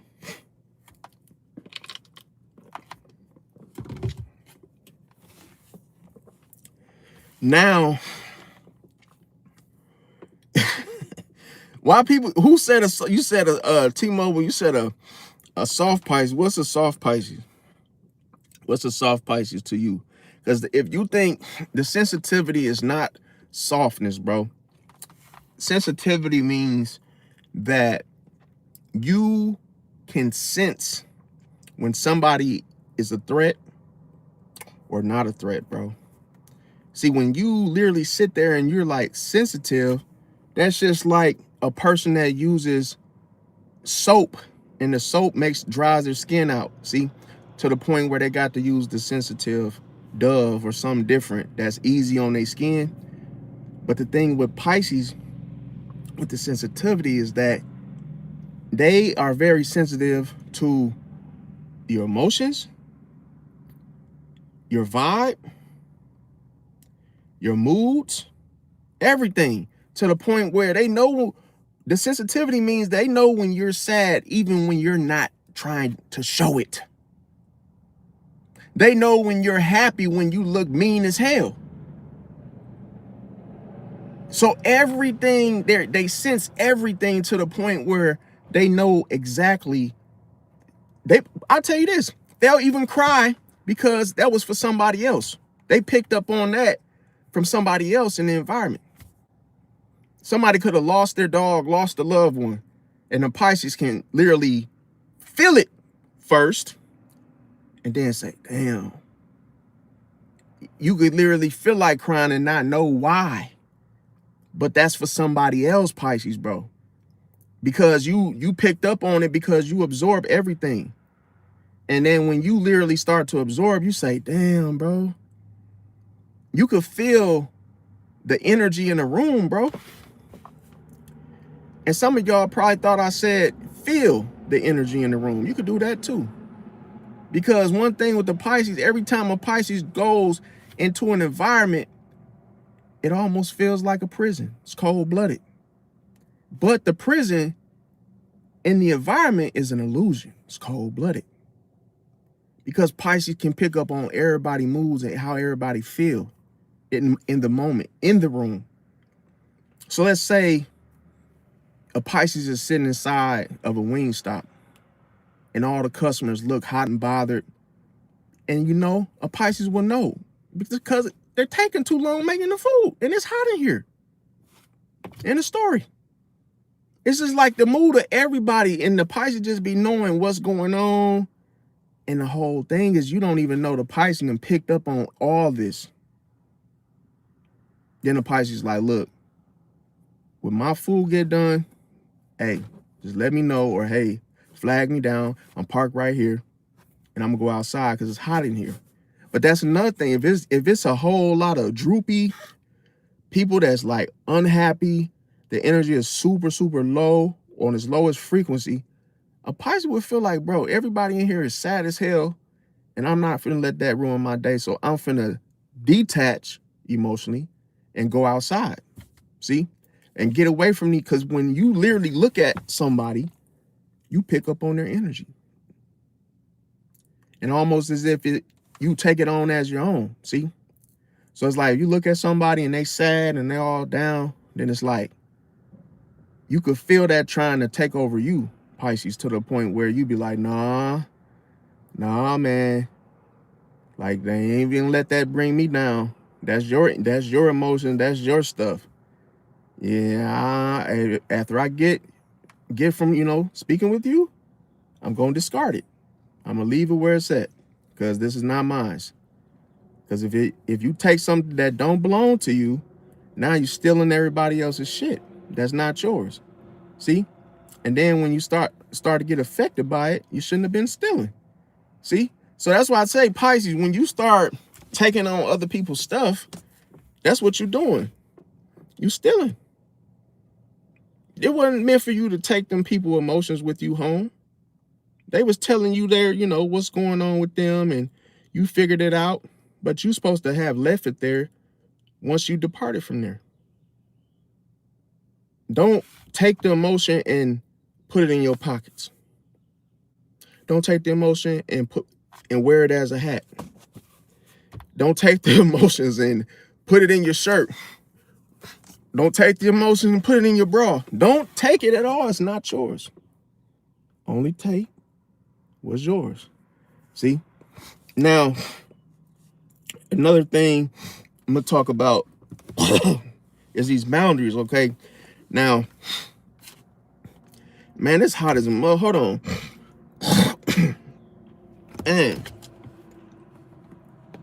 okay, so the boundaries is this. All right, I'm going to talk about the boundaries. It's just a little warm in here, bro. Now, okay, so if you set weak boundaries, bro, it will destroy you, Pisces, bro. Anybody, hell, even if you're not a Pisces, if you set weak boundaries, bro, you're cooked. Because here, I'm going to give you all the things that you got to watch out for when you set these weak boundaries, bro. Here's the thing. Ah, the shirt is tight, bro. Whew. This is the thing. Is that when you set, here's the problem with the weak boundaries. This is the mere fact they don't work, bro. See, they don't work. It's almost like buying something cheap and expecting it to protect the house from the storm. You know that's finna get blown down and just withered away somewhere. Now, that's just an example. Now, I'm gonna tell you the different boundaries that don't work. That people think that, oh yeah, all I gotta do is set these ones and I'm good. No. See, so here, the first one is when people stop respecting you, bro. When people stop respecting you, I'm gonna tell you why. And once you lose respect, it's over with regarding that person, regarding the person. And see, you might be the type of person that always says yes, bro. Even when you feel like saying no, even when you want to say no, but you don't. See, so when you always say yes, even when you're exhausted, then what ends up happening by you setting this weak boundary, people start expecting. See, you become the expectation for that person. Now, in regards to the access, these people feel like they have access to you 24/7. Just because you wouldn't say no. Now, another thing is that what you got to do, you got to start saying that, no, not today. See, somebody asks you to do something you don't want to do. No, not today. Hell, if you don't want to do it no more, no. If you don't want to do it today, not today. End of story. See, the next one is that always remember that manipulators, they find you first. You might see, you don't, this is why I say it's what you can't see, bro, because nobody's gonna say I'm a manipulator. Nobody's gonna wear a shirt that has this, I'm a manipulator, or, a tattoo, whoop de whoop, right? So you're not gonna know it until they manipulate, if that makes sense. Now, good morning, Pisces gang. What's going on, Thomas Faye? And the thing about it is, the reason why the manipulators find you first is because they guilt trip you until you care. See, they guilt trip you until you care. So you become the emotional ATM for them, bro. And that might be a situation that you could be going through that right now, where folks is always asking you for stuff. And it's everybody. Can I get this? Can I get that? It's like you're the only, see, when you feel like it's only you, and then you start feeling like, oh, you're being targeted at that point, because you are. If it becomes a thing where everybody is coming to you for something, that's because these people are targeting you. It's not like, oh, they're just merely, by mistake just doing this to me. No. So that's why you do not reward manipulation, bro. You do not reward it, bro. The next thing is that you lose identity. So here, when you're trying to always please someone or everybody, you end up losing your identity. See? So here, you forget what you actually want as a result. See, a lot of people focus on what everybody else wants before themselves. They put themselves last. Hell, if they even do anything for themselves, you could get your paycheck, go treat your kids out for lunch or something, do some other stuff, buy your baby daddy or whoever, your husband, some shoes and some other stuff that he want. Now, what did you do for yourself? Nothing. So now all these people benefited and you didn't get nothing out of it. But oh, they spent your money up. They didn't come off of nothing for you. So that's what happens when you literally start doing everything for everybody else. You start forgetting what you want when you lose your identity, because now everybody looks at you as a dispensary to the point where, oh, well, we'll just get stuff from you, and in their mind, forget this person. We don't really care. And it's like a person could say, oh, they love you. And you could be the aunt or the uncle that always buys people stuff. And it's like, oh, you're my favorite uncle. Oh, you're my favorite aunt. Oh, you're my favorite grandma. Oh, this and this, because they are getting things out of you, see, all the time. So you see how where there's deception, there is an attachment, there is a friendship, there is this connected, but it's a connection that is false.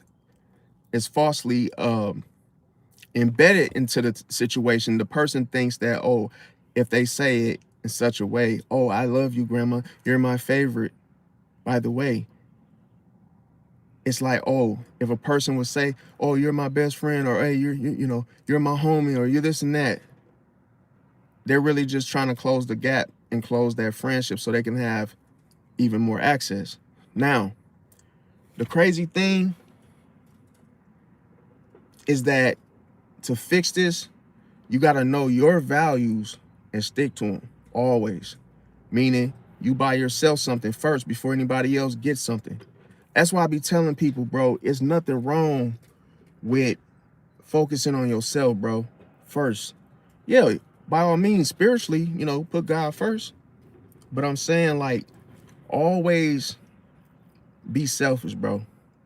And I don't mean it in a way where you only think about yourself. I'm saying be somewhat selfish to where you love yourself enough to where you would handle your business, buy yourself something first before you go buy everybody else something. That's all I'm saying.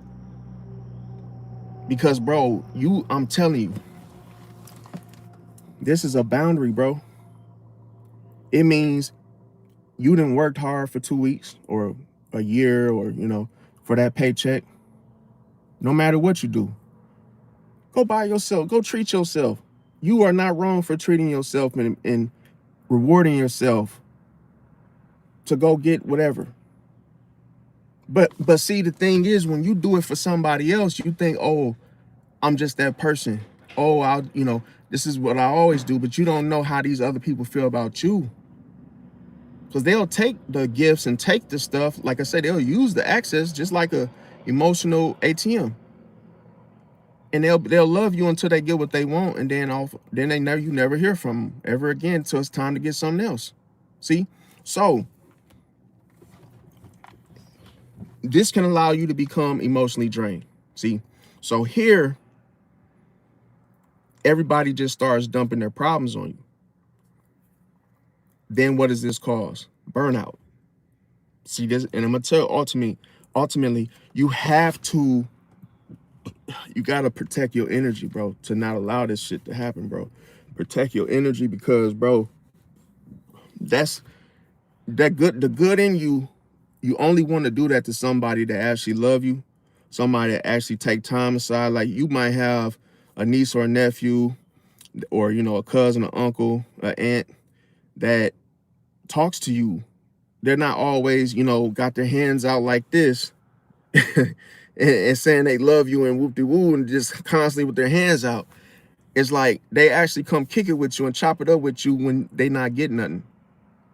See, then okay, I know this person really with me, rocking with me, really, putting forth the effort. They really care because they taking their own time out to come to visit me, talk to me. And this ain't just about, oh, what I'm going to give them. See, meaning, because if it's all about just access and you don't stop them, then that's the weak boundary. And it's not going to work. They're going to just take advantage, bro. So another thing I want to say is being nice, bro, it becomes expected. Welcome, everybody just came in. Being nice becomes expected. So here, people expect you to do favors every day. And that's the worst feeling, that a person will literally have this against you as an expectation, bro, like a demand, as if you owe them something. It's like as if you owe them, bro. So that's why I said you don't want these type of things to become repeated cycles. You'll never have nothing. You will never have savings. You will never have nothing for yourself because you didn't gave it away to everybody that didn't care about you in return. So here's the funny part. As soon as you say no for the first time, that one time you say no, you're called selfish anyway. You're called selfish anyway. The first time you say no, you're called selfish. See, so here, this is why you shouldn't overextend yourself ever. See, the next thing that people do is they test your limits, bro. They test your limits because they keep asking for more because you never push back. So now it ain't just, oh, a handout. Now they trying to pull your arm too. Now they trying to get more than just a ride now. Now they trying to get more than just the help that you were willing to offer. It's like now they want more. They want more. They want more all at once. See? So, oh, Aunt, Auntie such and such, on my birthday, could you do this for us? And then we want pizza. Then we want this and this and that. And then we want that and this. We want the slide in the back. It's like adding stuff to your, your pocketbook. And it's like, wait a minute. I said I'll do one thing for you. I didn't say I was going to do 10, 12, 14 things, but because you've been so nice, people, they up the expectation. See? So here, what you have to do, because they will keep crossing that line, which means when you hear people say crossing that line, it means they will continue to cross that boundary, bro. See, because you have to stop the behavior the first time it happens, bro. Remember I said you never let anything happen twice, bro. It only takes it happening twice to become a pattern, bro. See? Because think about it. You've already crossed the line. You already crossed the line when you did it the first time. So if I do it again, I'm just doing the same thing. See, that's why I tell people they cannot cross your boundaries unless you let them. See? So here, you begin to attract users instead of loyal people. But here's the crazy part. Most people don't even know they're even dealing with users because of family. Oh, because this is my friend, my colleague, my associate. They put these titles, and the titles are the facades. See, that hide the deception, bro. It literally can't even tell because you're looking at the title. It blinds you from the inner, what's going on the inside, the shit you can't see, which is more related to intentions and motives. That's why it's called hidden intentions and motives, because you don't see it. You don't see it as, how the sun come out. You don't see it like, oh, I see what's going on until you become a victim. Now, here's the thing. You probably heard this before, that they only text you when they need something. See? So here, you're dealing with a one-sided relationship. That's why I said you have to invest in people who reciprocate, bro. It got to be 50-50, bro, all the time. If you get in a relationship with somebody, it had to be 50-50, bro. You can't be the only one doing shit for somebody, bro. They will take advantage, bro. And you going into that knowing that, even if you don't know it, you're cooked. See, going into a situation and just, not even thinking that, when you literally go in a situation and you don't even know if you're dealing with the user, it's almost like that situation happens because you set the weak boundary. Now, another thing that happens is your peace disappears. So here, if you don't have peace, then what do you have? The opposite, drama. So that constant drama starts to follow you. See? So this could cause anxiety and stress.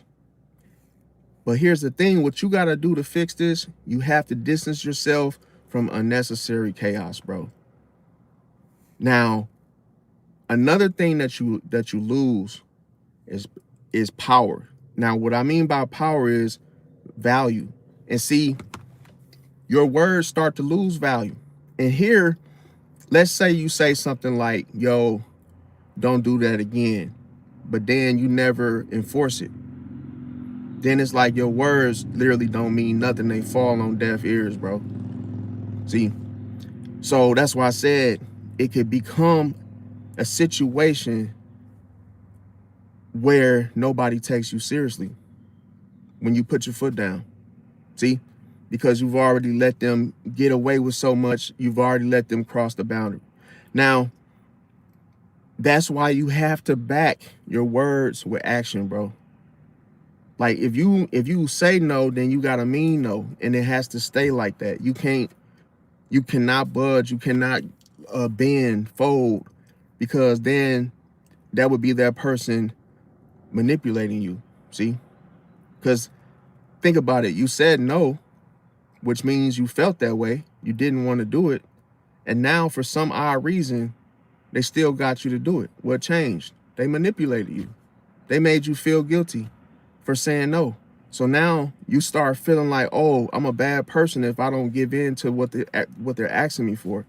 Oh, now I'm gonna be considered the bad aunt. Oh, now I'm gonna be considered the, don't talk to her. And people see how people abuse you emotionally to the point where having you feeling guilty, and you didn't do nothing wrong, but what? Set the boundary. How can you feel guilty when you set the boundary? All you did was say no. So now you get called all kind of names. Oh, you selfish. Oh, I hate you. Oh, yeah, you're nothing. That's how they really felt the whole time. It's cold-blooded. They were just wearing a mask. The minute they didn't get their way with you no more, now you see you mean nothing to them. It was all about what they were getting out of you. And see, that's why I be telling people manipulation sucks. Especially when you became the victim to it and you realize it happened. And it only happens because you allowed them to make you feel different from how you felt first, if that makes sense. You already didn't want to do it. And how you're supposed to handle it is even if somebody tries to make you feel guilty for saying no. You're not supposed to care about what they think. You're not supposed, their input, suggestion doesn't matter. I said no. For me, I'm not doing it. No matter what you say, the answer will still remain NO. So when someone tries to cross the line, you just enforce it. When they, even if they push back, it's like you guys just keep, someone just picks the rock up, throws it, you pick it up, throw it back, they pick it up, throw it. Eventually they're gonna get tired. See? Because the answer, when you keep getting hit in the face with that boundary, you just gotta accept it. Even if you throw an emotional tantrum, guess what? The answer is still no. Oh, you're selfish. Oh, I hate you. Oh, the answer is still no. And when you keep reenacting and just no, they're gonna, it's gonna push them back, and then voila, gone.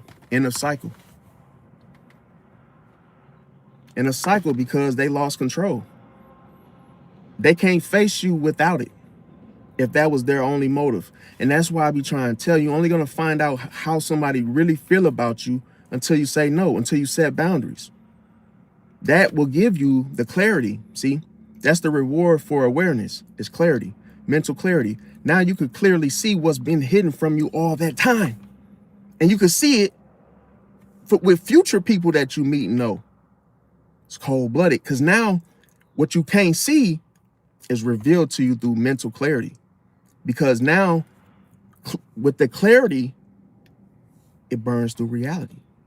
See? And with that clarity, anything that's hidden now, because you've reached a higher state of consciousness, to the point where now you can see it for what it really is, and know the difference from a user from somebody that actually is loyal, somebody that actually care about you, in other words. Because I'm telling you, bro, the reason why people can't see what's hidden, bro, is because they don't know what they're dealing with. See, if you dealing with a snake, you got to know it's a snake. You got to know it's a snake first. See? But some people end up treating the snake like a friend because it came in the form of a friend. See? And you haven't set those boundaries. Those strong boundaries allowed you to become deceived. See? So here, that's why you got to set strong boundaries. Now, the next thing, weak boundaries, they become an invitation, bro, for the snake. See? Because every time somebody gets away with disrespect, bro, they try a little more, bro. It's almost like, oh, I got away. Oh, let me go back and get a little more. A little more. And a little more is a rotation. See, that's a little more is like a rotation. It helps the cycle keep going, bro. And that's how people control you. And this is why I'm trying to tell people how this works, because it's happening right now today with 9-to-5s. Let's say okay, everybody that know, okay, you baby guys don't know. I'm not sure in the chat if y'all know about this, but jobs control you by making you work 40 hours, right? 40 hours minimum. Okay. The craziest thing is, in your mind, now some of y'all gonna get mad at me when I say this, but I don't mean no harm. I'm just letting you know that this is a form of control. You work the 9-to-5, right? So the job they give you either work full-time or part-time, but you must work full-time to get the benefits, right? So 40 hours. Now, you think that you're working a job when the job is working you. Okay, that's the first rule of deception. See, is that you're telling everybody, I have a job. No, you don't. No, you don't. And I'm gonna tell you the reality of it. Now, see, I don't want to say because I know it's gonna make people feel some type of way, but I gotta say it because it's just gotta keep it real with y'all, bro. You're a slave, bro. And I'm gonna tell you why. Bro, 40 hours is, it takes 40 hours to control you, bro, to control your mind, bro. That's why you're given 40 hours. See, because this is the thing. Think about it. You got to be here. Let's say you work the morning shift. You got to be here from 7 to 11, right? You get a little break. We let you stand up 15 minutes. That ain't really enough time to do anything but go use the bathroom and get a drink. And then guess what? Back to work, right? So you finish your shift. You go home. When you finish your shift, you're tired, right? So you might call it a night. You might, if you got a family, feed the kids, whoop the woo. But now you're back in bed, and then you got to get up and do it all over again, right?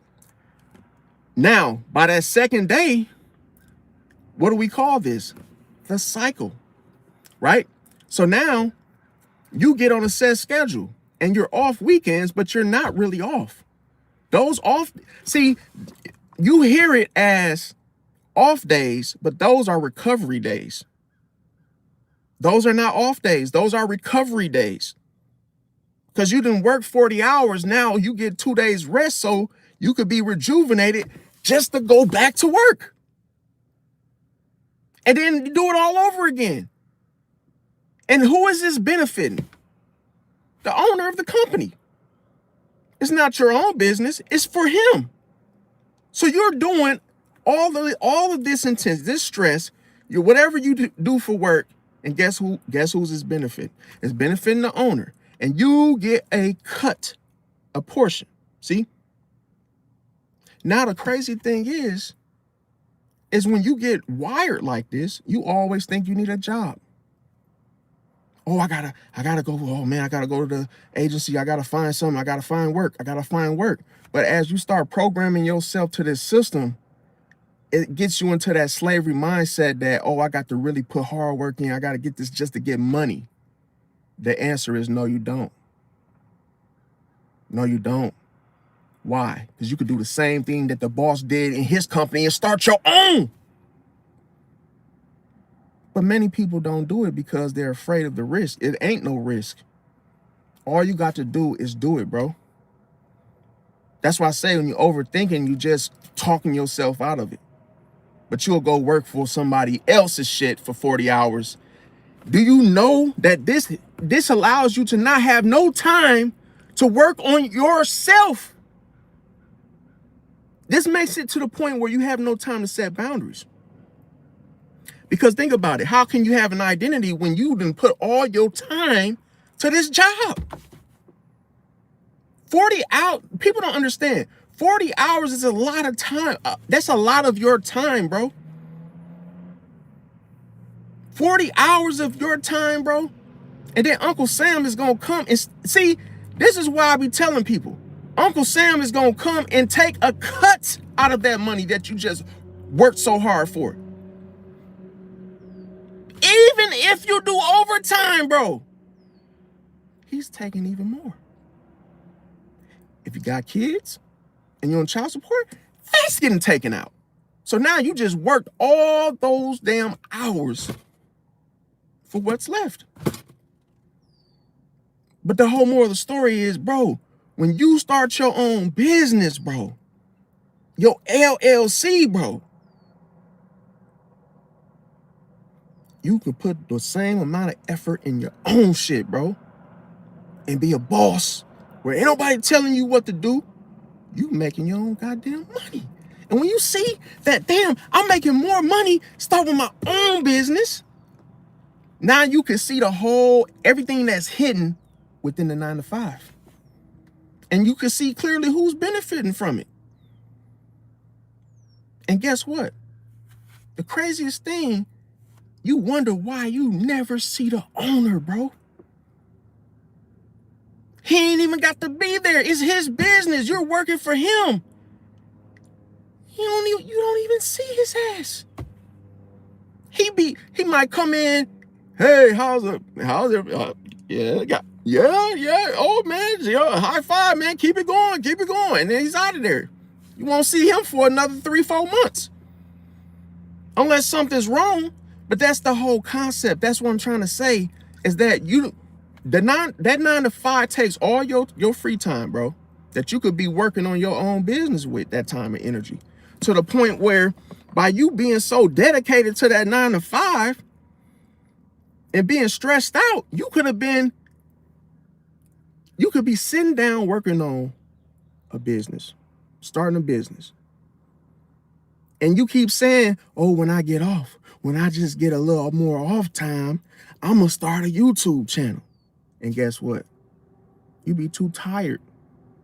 You be so exhausted that on those off days, you're resting. You don't want to do shit. But then you eat a little as you recover and you're back at work.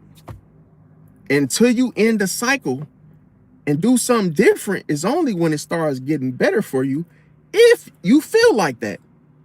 If you don't like the 9 to 5. Here's the thing. They don't tell you this enough. You can always quit, bro. As long as you got something lined up, you don't have to be there, bro. You don't have to. See, I had to tell myself when people kept trying to brainwash me, man, you need to get a 9 to 5, man. You get set schedule. No, I don't. I don't want no set schedule. Cause y'all not finna control me. I'm not no slave, bro. Y'all not finna have y'all foot on my neck, bro.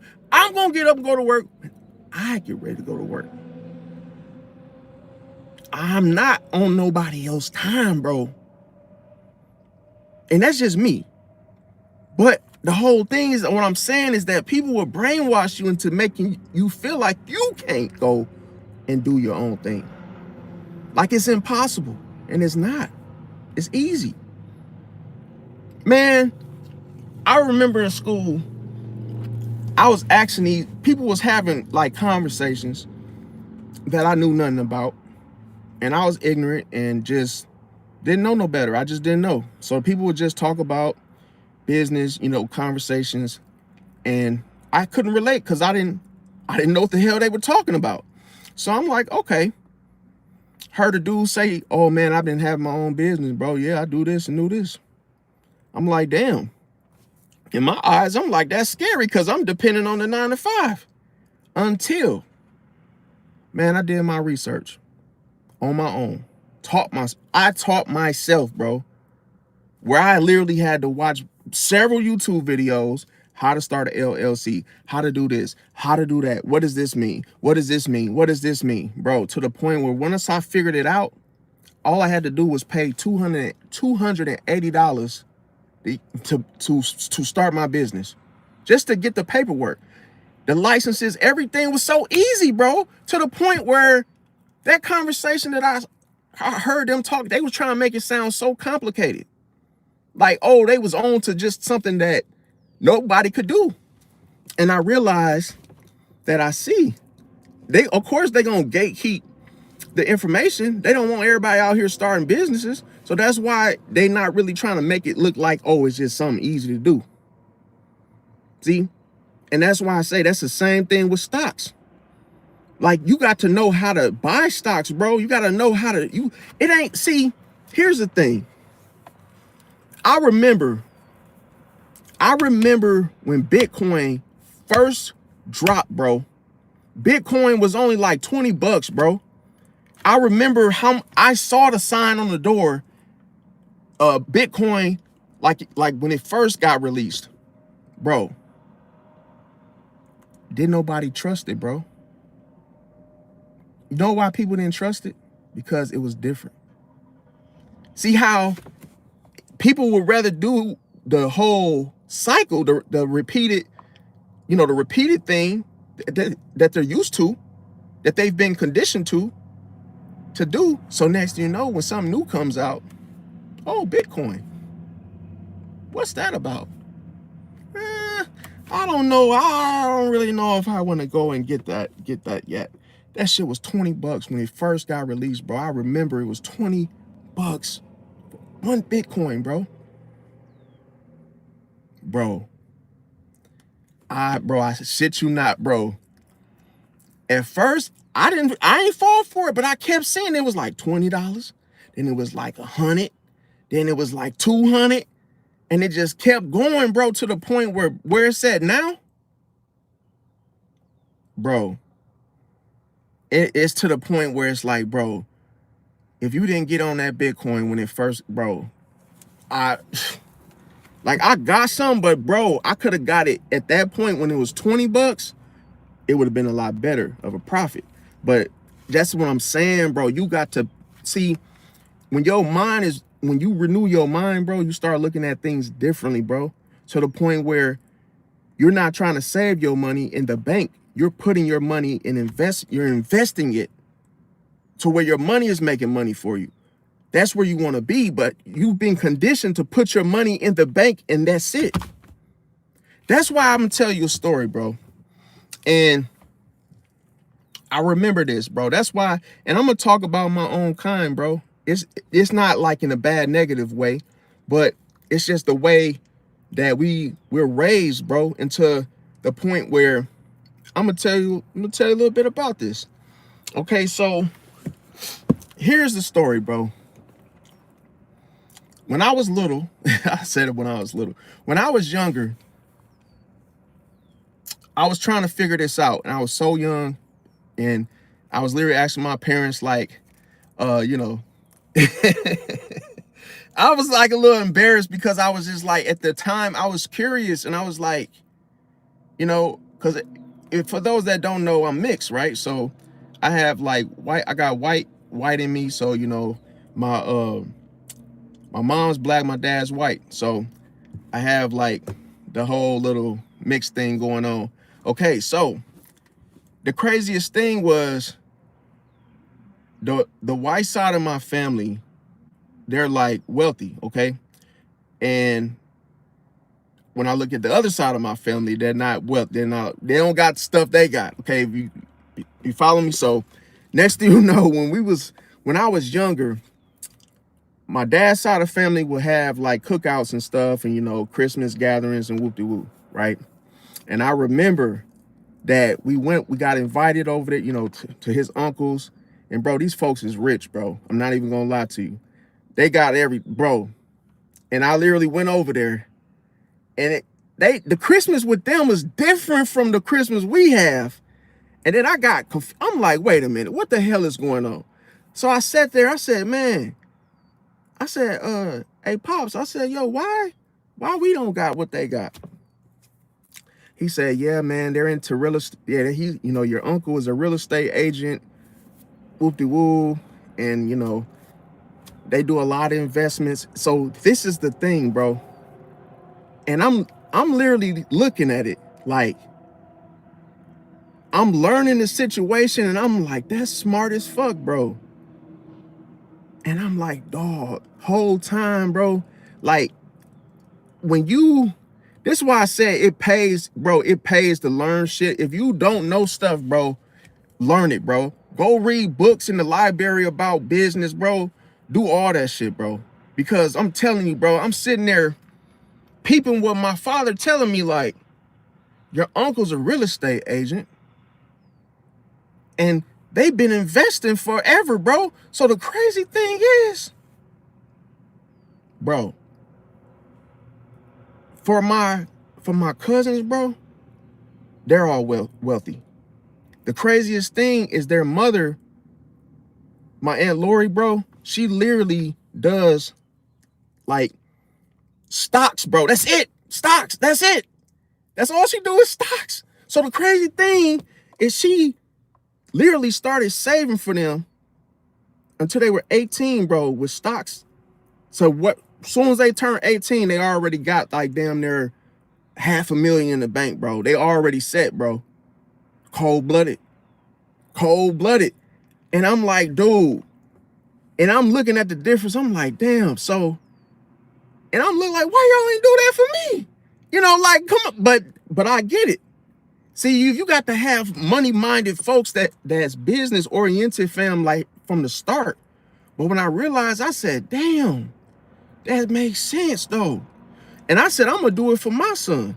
If I ever have kids, I'm going to open them an account, and every time I get paid, 300, 300, 300.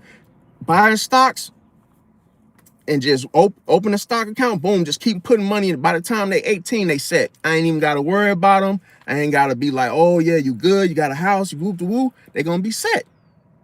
See? So even if I didn't get it, I'm going to make sure my kids get it, bro, because I was literally looking like, damn. But my uncle, he was real estate agent, bro. Dude sell houses, and he even sold enough houses to where he got up there, bro. I'm like, damn, bro. And to the point where I realized, like, that's where it's at. That's why I got into computers, and I started building computers. See, I've been already, see, the crazy thing is, like, I make gaming PCs, I make computers, I fix them, I take the whole thing down, I buy motherboards, I sit there and build them, and then boom, I sell them. I get a whole computer and literally break it down, build it up, make it into a gaming PC, and then sell it for like 800. Only cost me for parts $300. That's a $500 profit. And then I just keep doing that. See how once you create something, you create that cycle. You just repeat the same idea and you get rich. You get rich off that shit, bro. You just keep doing. If you do hair, you keep doing people braids. Guess what? You get 10 clients. For each, you name your price. Well, for these braids, I want $150. Now you got 10 heads, bro. Do the math. That's it. You in there. Now you just gotta keep doing it. And now, once you get enough clientele, start the LLC. Only costs like $280.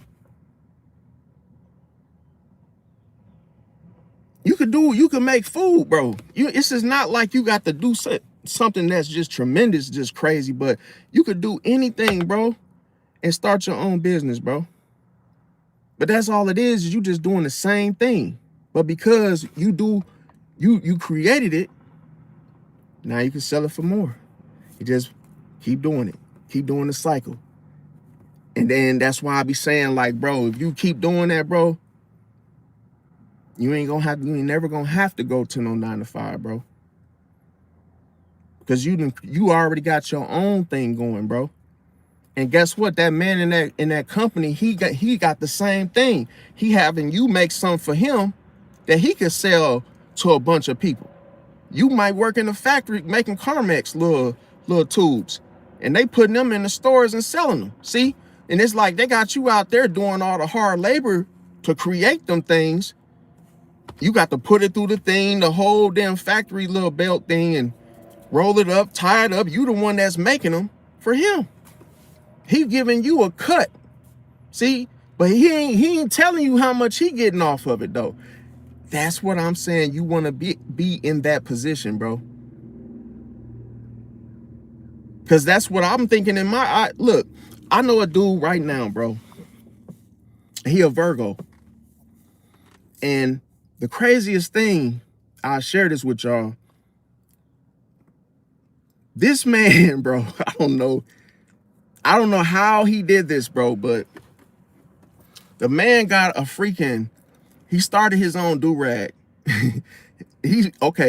So he got his own do-rag company, bro, like with waves and whatnot. So the funny thing is, when we were like before I say this, when we were talking about his idea, it sounded funny because he was like, yo, bro, what would you think if you saw my face on like a wave company box or something? I was laughing. We was like ribbing each other and whoop de whoop. And then he was like, yo, you know what? I'm gonna make my own do-rag. He was like, F it, I'm gonna make my own do-rag. And I'm looking at him like, okay, like I believe in your vision, bro, but like he was dead ass serious, bro. He was like, I'm finna make, bro, Watch this, bro. Bro, this man, I never forget this, bro. Dead ass serious as he was, bro. This man started his own do-rag company, bro. And this man make the craziest thing. He ain't just got the regular do-rags. He got the stocking cap ones, the silky ones, the ones you can put your name on it. He got all the slick looking ones, the colorful ones. I'm like, now I went over his house, bro. He got a whole manufactured freaking factory, bro. I'm like, bro, are you shitting me? Bro got the factory. Somebody he knew allowed him to get the access to their factory, bro. And dog, I'm telling you, this man had like all them little, like, when you like have mail to ship out, he had them little plastic little carton little containers full of just little do-rags to be mailed out, shipped out. I was like, damn, and he did that shit fast, bro, to the point where I'm like, damn, see how, and I'm gonna tell you how he created them. He created the do-rags using a Surface Pro, a Microsoft Surface Pro laptop, and he used the Photoshop, and he designed them on Photoshop. I'm like, bro, that's what's up, bro. I like seeing people win, bro, especially when they creating their own stuff, bro. It's like, that's crazy. I was like, damn, bro, because we was always like, we'd just be playing around with each other back then, you know, with my hair before it became bald. But like, we used to be, you know, combing our hair, having the little waves and stuff. I'll show y'all let me see if I have it on my phone. We was like having our 360 waves and whatnot. And I actually, I think I still have it. I'll show y'all what it looked like real quick. But it was like something I used to do a long time ago when I was younger. But I still think my waves was better though. But but it's just crazy because he started his company, but I had my own company. So this was mine right here, and this was like, let me see if I could click on it. So it's like this. So this was like my hair at that time. So we was always like into our like little hairstyles and shit back in the day. And I started my own little company. If you could see the little symbol, I used the little monkey with the waves in his hair. So like that was like my little symbol and shit. So like we was always having, cause that was like my first YouTube channel when I used to do my hair and shit with the waves and stuff. Because a lot of people wanted to know, man, how you get your hair like that? You know what I'm saying? And as you guys can see, well, I don't have this number anymore, but you know, so if y'all think y'all got my number, that's not even my number anymore. But let me show y'all. Let me see. Cause I had this yeah, so here y'all can see it. Shit, I had like 12,000 freaking followers on Facebook with this. And all these people want to know, oh, how you get the waves, bro? How you do it? And I told them, like, I ain't giving away my method, bro. You gotta pay for it, bro. I never gave away my method, bro. It's because like people don't know. It's like everybody get waves different. Like you gotta brush your hair a lot. You gotta have the right brush. You gotta have the right pomade, hair hold gel. And it's like you gotta know how to wear your do-rag, and it's a lot of little steps. It's like a project. But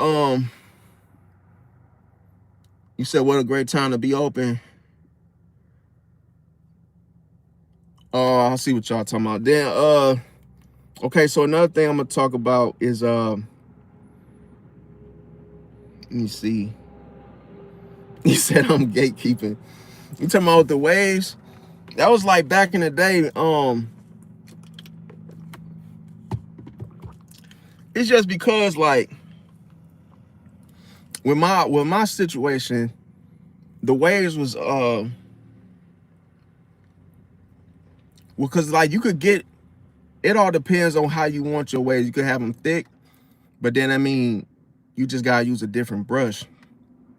But you gotta brush your hair like you just gotta stay brushing your hair, and you gotta brush your hair even when you shampoo it, and then you gotta keep brushing your hair like even when you take a shower, and you gotta brush it in a pattern, like, you know, and you gotta keep doing. That's why I be telling people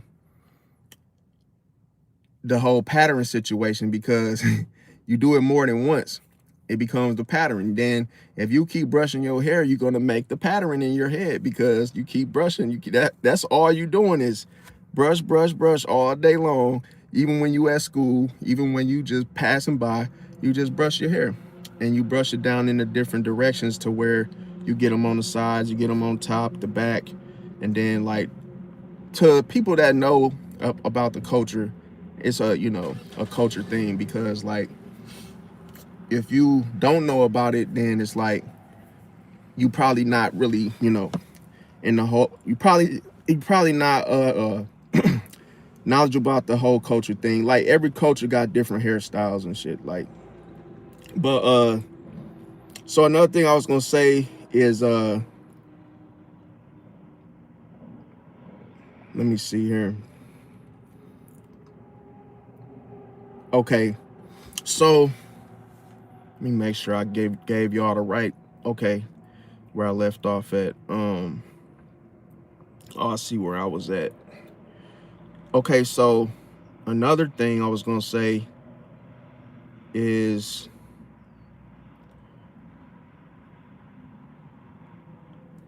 okay, now, so here's how, like I say, the weak boundaries, like I say, becomes a invitation. So every time somebody gets away with disrespect, they'll try a little more. So your life gets controlled by other people's wants. So here, where there's no boundary, there's no respect. And where there's no respect, that's where the manipulation grows. Okay. Now here, if somebody has no no boundaries, how does this look? Okay. Let's say you get asked to stay, you know, late at your job.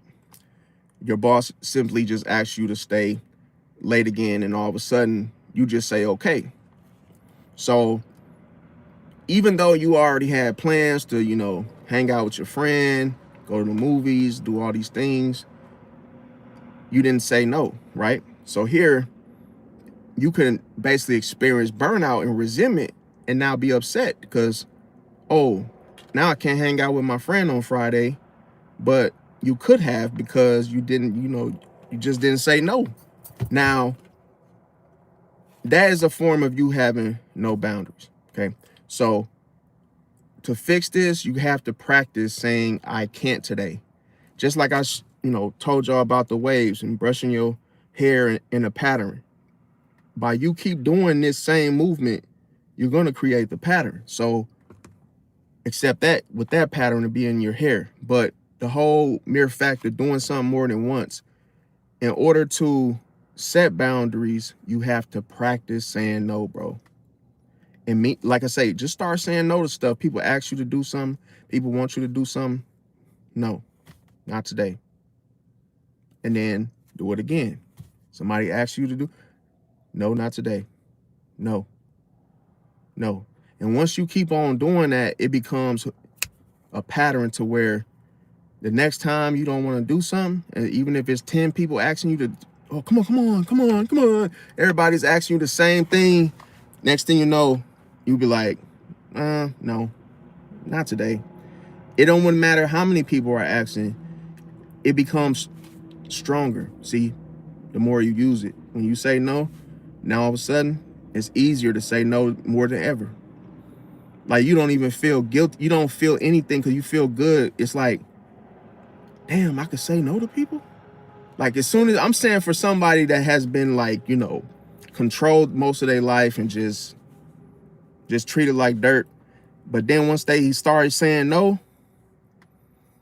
it just, like I say, it will awaken you, make you feel good, make you feel better about yourself, your confidence, your self-esteem, and all that stuff will go up. Now, another thing, when a person has no boundaries, they feel guilty for choosing themselves. See? So here, they will cancel a doctor's appointment just to help somebody move. But then this can lead to their own needs always coming last, being put on the back burner. So that's why I said understand that self-care isn't selfish.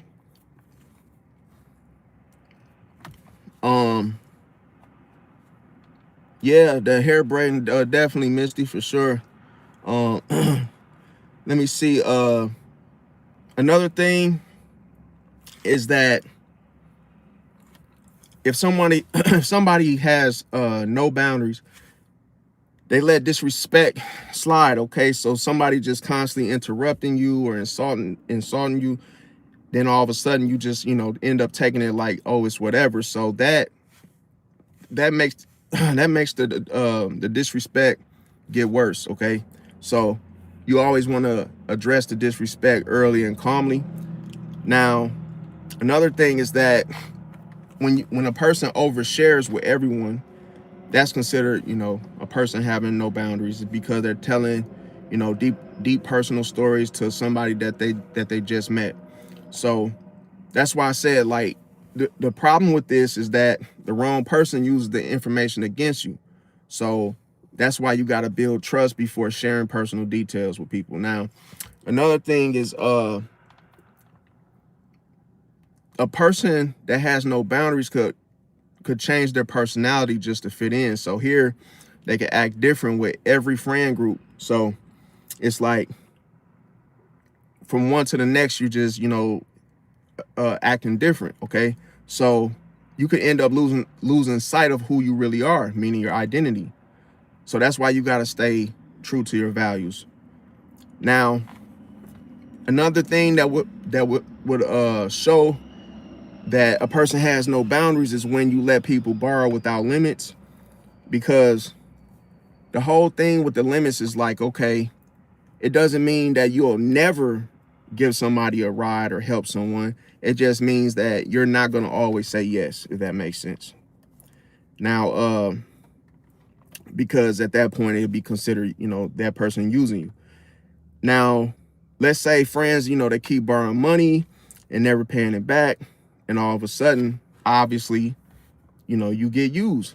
So, in that aspect, this is why you got to decide in advance who you're willing to lend to.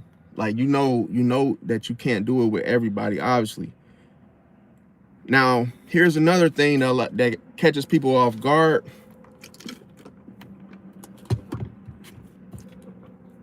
And that is that a person that would answer every call and text message immediately. Okay, so this would show that that person has no boundaries, because they stop eating dinner because, oh, someone called, oh, someone texted, and you feel like you have to stop what you're doing no matter what it is to attend to that call. So here, this can make people constantly have access to you. See, even when you're busy or doing something different. So that's why I say it's okay to respond when you're available. Like, you don't have to just drop what you're doing just to get to that call, bro. Don't even let another person have that type of control over you. Now, another thing is that a person that would stay in a one-sided relationship where, they're the ones doing all the work, they're doing everything, they're cleaning there all the time, the person doesn't help them with anything.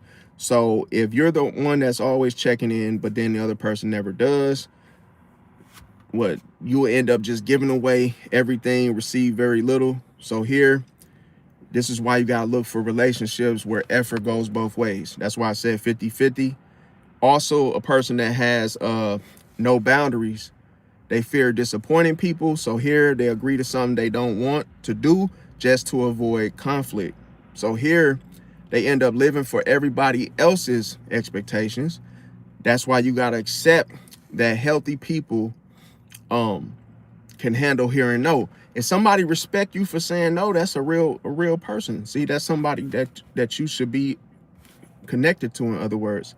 Now, another thing is, if a person has no boundaries, they never enforce consequences. So here, they say, don't do that again, but then nothing changes when it happens again. So that's why I say you got to stand on business. You got to stand, 10 toes down and reinforce it. Because here's the problem. Other people start to learn that the boundary isn't real. It's cold-blooded. See?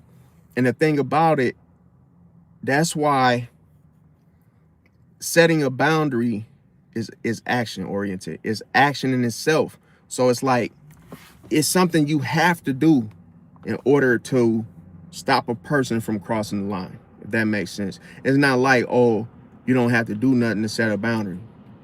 No, you got to stop them. You have to literally speak, say no. See? So here, even saying no is required. It's looked at in such a way that you're using it as an action. Because yes or no is like, okay, if I say yes, that means I'll do it. If I say no, that means I'm not going to do it. So it's almost like you still have to close the door and not let the person still open it, if that makes sense. So if somebody repeatedly crosses it, that's why you got to change your response. See, you got to change your response. Now, if you're the type of person that apologizes for everything, this could be somebody that, feels like saying, I'm sorry all the time. You may have known somebody that does this, including yourself. And see, you might say, sorry for bothering you. Oh, sorry for, just talking a whole lot, doing something, or you drank some, set the cup down and left a little cup ring on the table. Oh, I'm sorry. Just ring the doorbell, you ask for something to eat, and you're just saying sorry all the time, okay? And you do this when somebody simply asks a question. See? People start seeing you as easy to walk over. See how when you're just doing something that you think is right, and you think you're being polite because you're saying sorry, or you feel like you're doing something wrong. Remember I said, anytime you explain yourself, it makes people think you're easy to walk all over. That's why I said, it's better for you to not say nothing, bro. Don't even say nothing. If you around somebody, don't be doing that I'm sorry stuff, bro. Or my bad, oh my bad, oh my bad. When you do that, it makes you look weak. And see, people start seeing you as easy to walk over. So how do you fix this? You fix this by, you only apologize when you've actually done something wrong. That's it. But if you do the whole I'm sorry, oh my bad, oh, every time you around, bro, now this person gonna start really treating you like crap. And you don't, and the crazy thing is, you might have already experienced this and you didn't even know why that was happening. I'm just telling you now why it's happening. See? Now, a person that has no boundaries, they need everybody else's approval. Okay, so they won't make a decision until everybody agrees. Here, that makes you stop living your own life. So that's why you got to be okay with not being liked by everybody in the first place. Another thing is that they avoid conflict at all costs. So they stay quiet after being disrespected. And that's why I say it's not always a good idea to be quiet all the time, because obviously if somebody disrespect you, you got to stand your ground. See, can't just let them do it, because if you do it, the anger starts to build up inside of you until it explodes. So that's why I say you got to have calm conversations before the resentment grows. So you got to not hold that in when somebody disrespect you, but you want to let it out, express yourself in regards to, the disrespect. Now, another thing is, a person with no boundaries, oftentimes they keep giving one more chance. So here it's like, oh, maybe they'll change, I'll give them another chance. So the same behavior repeats, and that's all that does is just make the pattern, see, exists even further. So that's why I said you want to notice the consistent actions, not just the promises itself. Now, another thing is they let people interrupt them. Every time they start talking, someone cuts them off. They just let it slide. All of a sudden, this makes your voice get ignored. See, this makes your voice get ignored, and it's like you wonder why no one is letting you finish your point. Everybody's looking over you. See, it's because you allow somebody to do that more than once. They interrupted you, and you didn't say nothing. Next thing you know, soon as you're about to speak again, yeah, I know, right? Yeah, man. And you sitting there talking like, yo, I mean, and then you start looking like, damn, just cut me off. Like, bro, you gotta do a little bit more than that. You gotta be like me. I'm gonna tell you, people that cut me off, we almost end up fighting, because when somebody try to interject and cut me off, I be like, I'm not done. And I get real, I'm not done talking. That's how I get. The little tone end up changing, and I say, yo, I'm not done. I'm not done talking. Then I just talk. And if they start trying to talk over me, I just get louder. I be like, nope, hey, just loud as hell. No, well, no, they letting him in. No, yo. I ain't done now. No, hey, man. Hold that thought. See? And I learned little things, little tricks too, because like if somebody's like trying to talk over you, it's good to say, hey, man, you drop something. Little stuff to trip them up, like when they get the look, and then you keep talking like, yeah, like I was saying, we'll do. And he be like, what I drop? Hey, man, don't worry about it. Yo, you just got to do certain things, but it's best to say, hey, I'm not, I'm not done. Whoop de woo. If they want to still try to interrupt, you just keep talking. You don't shut up because they got to talking. Nah, see? So a lot of times people be trying to dominate you in the conversation. So here, what you want to do to fix this is calmly say, I like to finish my point. See, I like to finish my point. And say it with your chest. Don't be like, I would like to finish my point. You want to be like, I like to finish my point. Put a little in there, So here, they can feel your words. See, that's why I tell people putting not that like, because if you're a woman, obviously you wouldn't be one to put bass in your voice. But what I'm saying is that you want to make sure your words are felt when you speak. Okay. Another thing is a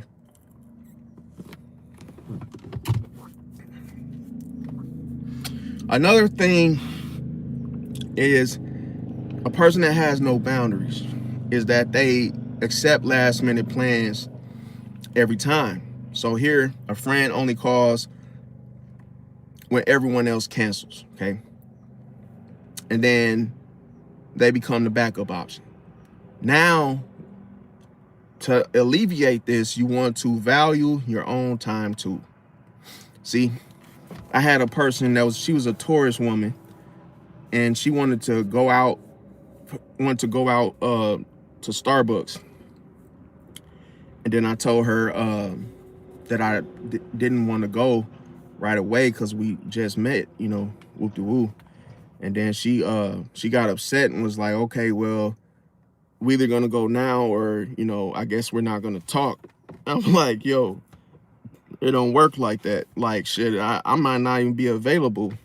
And then it's like, sometimes a person might want to be the one running the show, and they just want to do all the time, timekeeping themselves. And it's like, no, that ain't gonna work. Okay, so another thing, when somebody has no boundaries, they ignore the red flags. So here, they just having a bad day, and it's like, oh, this is every day. But they end up in unhealthy relationships as a result. So that's why you got to pay attention to repeated patterns, bro. Now, if a person ends up feeling responsible for everybody else's emotions, let's say if somebody's upset, you might be feeling like it's your fault. That constant guilt and emotional exhaustion, that's not good for you, because that's going to stress you out. That's why you got to support people without taking responsibility for their feelings. Now, another thing that you got to watch out for, if somebody has no boundaries, what to look out for is the fact they tolerate constant disrespect. So here, you know, friends make hurtful jokes and at their expense every time they hang out. So it's like you become the punching bag, you know, for that person in front of everybody. So here, this can end up affecting you by your self-esteem slowly dropping. That's why you got to speak up and spend less time with people who don't respect you. Like, once you realize somebody don't respect you, don't go around them anymore. Don't even, if they in the vicinity, get the hell away from them. See, you got to detach, because remember, you don't let the repeated pattern, you don't let it happen again. Okay. Another thing is a person that doesn't have boundaries, they confuse kindness with having no limits. So here, they believe that being a good person means never saying no. Now, what this can lead to is they start to attract people who take advantage of them. That's why kindness and boundaries can exist together, but the healthiest relationships respect both. That's why I say the only way you're going to be able to have a good relationship is if both of y'all respect each other. If it starts off on the wrong foot, that shit is gonna crumble, bro. It can't be like, oh, I respect you, and then, oh, I sometimes, or I don't at all. It's not gonna work, bro. And that can be done if the person puts you down. That's why I say seeing is believing. Seeing is believing at first, but it's like, you know, if a person been putting you down, not really doing anything else but that, obviously they don't respect you. Now, another thing is when a person that doesn't have any boundaries, they ignore their own intuition. See? So here, that's what allows you to listen to your intuition in the first place, is the boundaries. So if you don't got them, then it's something, let's say something can feel off, but then you just gonna ignore it, right? But this can make you walk into avoidable problems, right? You end up walking right into it. And the thing about it, you gotta pause and pay attention to repeated warning signs. Every time you're faced with a warning, always know that it's gonna come back around. Like, you don't just get warned one time and then bam. You get several warnings before destruction, bro. It's like, oh, don't do this, don't take this way. It's like you see the dead end sign before the actual dead end, right? But the whole thing is you don't want to be dead by the end. The end, shit, if you could avoid it, you just hit a U-turn, right? Like, that's just like if a train is coming and you got to sit there and wait for the train to pass. What idiot would actually hit the gas? Because he's tired of waiting. You won't see him again, you see, until the afterlife. But that's why I be saying, like, bro, you got to pay attention to the signs, bro. Everything means something, bro. Now, another thing another trait, if a person has no boundaries, bro, they chase people who don't choose them. Like, why are you chasing somebody that don't give a damn about you? See, in return. So let's say you're the one that's doing all the texting, the meeting up, the planning, the checking in, the feeding. And see, this could be happening for the first couple of months or many months. All of a sudden, you become what? See how it affects you? It affects you first. So here, you become emotionally exhausted. Next thing is, this is what I'm telling you. You have to match the effort instead of chasing it. It's like you only give what is given, bro. Somebody give you a battery worth of support, you give them a battery worth of support back. That's it. So you can't expect much from a person that's not giving you much. It's like, you only giving me this amount of help. Now I gotta match your energy. I gotta give you just this amount of help. See? So it's like, you just give people what they give. It's like, that way you don't ever cheat yourself. You treat yourself. See? Keep everything fair. That way nobody gets upset. So that's why I always tell people, like, if you the one doing everything, cut that mother effer loose. See? Because that's just dead weight. Now, another thing, if a person has no boundaries, they let people waste their time. So here, somebody is an hour late. Next you know, it's like that person's schedule ends up revolving around everybody else's. But that's why you gotta respect your time. Another thing, a person that has no boundaries is that they fear being alone. So here, staying in unhealthy relationships just to avoid loneliness. This could lead to, codependency relationships, and you can end up settling for less than you deserve. So that's why you got to learn how to be alone and enjoy your own company. Now, another trait of a person that has no boundaries is they make excuses for toxic people. So they may defend, people that do them dirty. Oh, that's just how they are. That's just how they are. So then it's almost as if you're excusing the bad behavior and normalizing it. And see, that's why you got to stop making excuses for, repeated disrespect. Now, another thing is they confuse attention with love. So here, someone only calls when they're bored. Then all of a sudden they mistake the convenience for care. But this is the thing, you got to look for consistency. See, not just attention, because if a person has good intentions towards you, you will see that. See, over a period of time, they'll be consistent. It's like, if a person says hello and they at least speak to you, at least they give you that, and they do that all the time, then you will believe that this is really what they do. See, this is really who they are, because they say hi all the time. It's like that. When you notice something's familiar, it's because you can see the consistency. Now, when a person fears disappointing others, they say yes to every favor. So that's why that person may disappoint themselves. See, if you just helping and pleasing somebody else, then you're going to what? Disappoint your own self, because that's what happens when you're giving it to someone else. Now, remember that no is a complete sentence. See, it's almost like you're still taking action. In other words, you're making a decision. It's a complete sentence, bro. When you say no, it's the reason why we're given the choice between yes and no. That just shows that we're not supposed to do one or the other all the time. See, that's why it's yes or no. Now, the one thing that a person that has no boundaries does ultimately, they never ask for what they need. So here, they expect people to figure it out. They expect people to, read their mind. But nobody's going to read your mind, see? And the thing about it, by you expecting people to figure it out for you, then your needs end up going unmet. So that's why you got to speak up respectfully. When you need something, that's just like, let's say you're a mother of 3, right? And let's say all your kids are over 18, right? And they all got jobs. And you know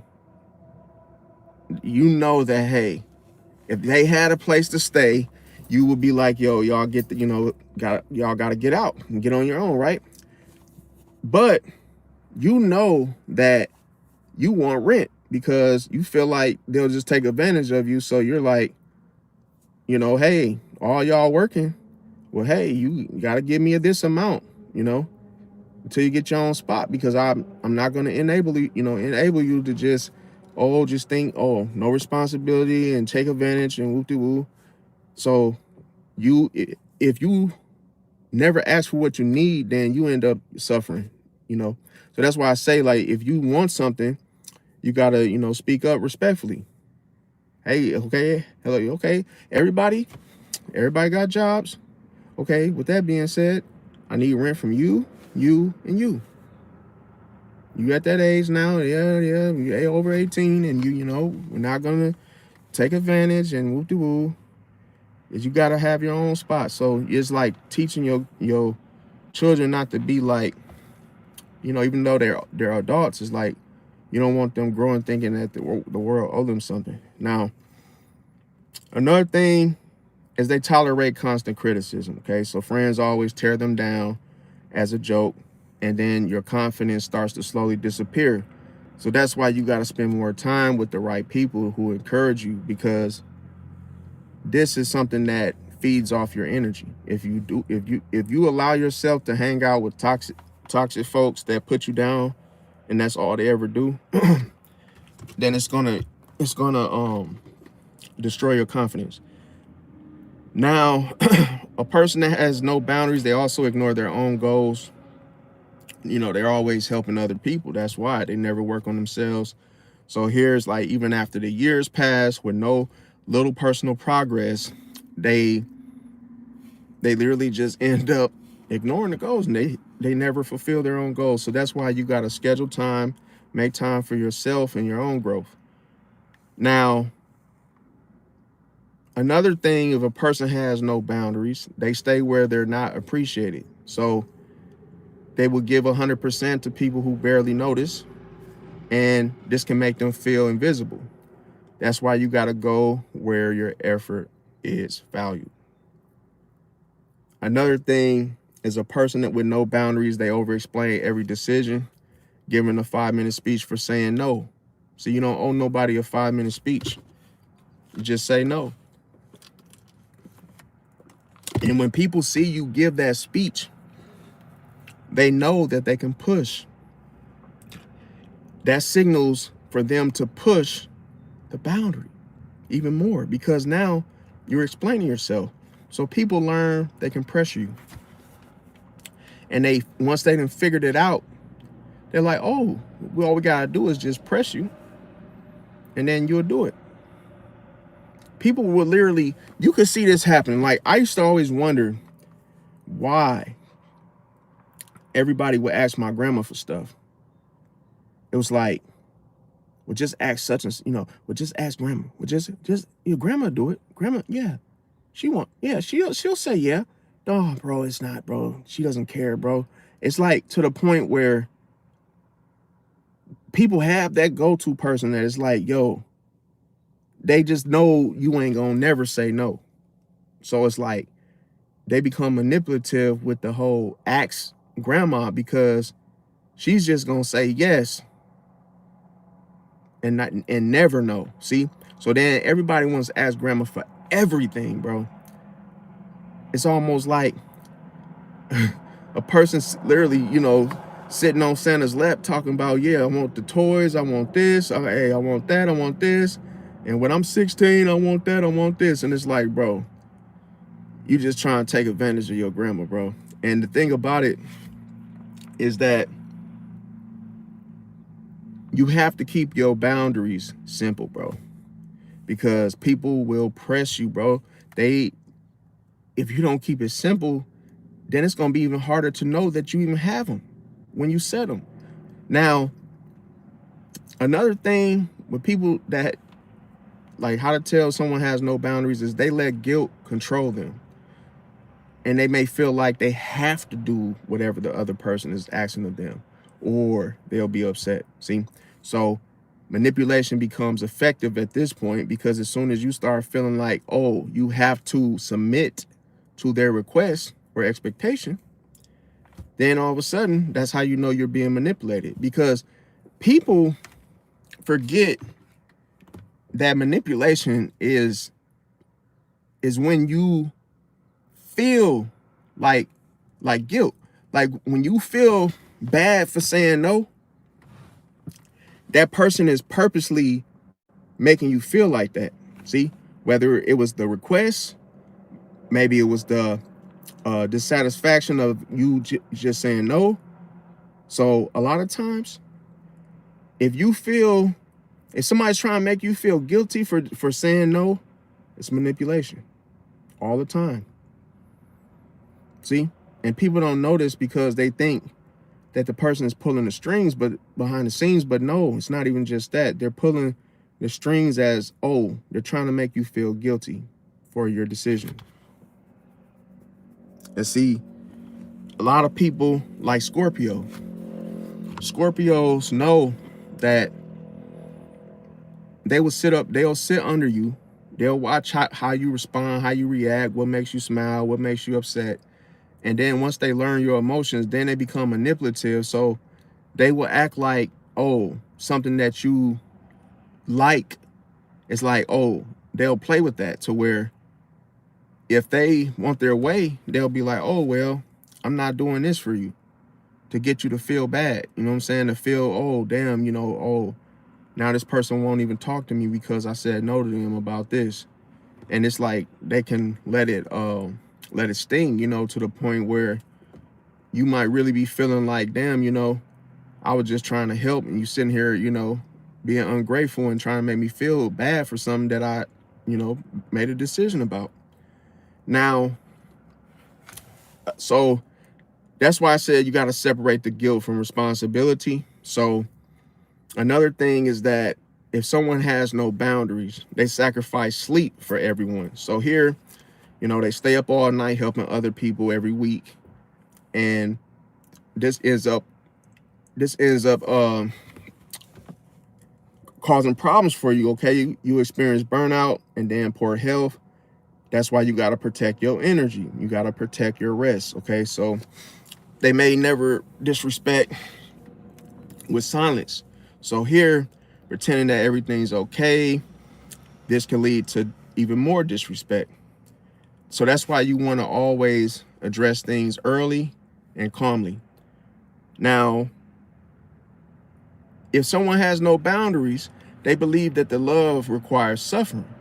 This goes back into self-undoing as well, because you might feel like suffering is the way to go because the relationship is always edgy, or you might feel like relationships are supposed to hurt. So here you can end up normalizing the unhealthy behavior. See, everything goes towards the pattern. See, the worst thing you could do is normalize unhealthy behavior. So that's why you always want to pick a healthy relationship, including people that respect you and those that truly care about you.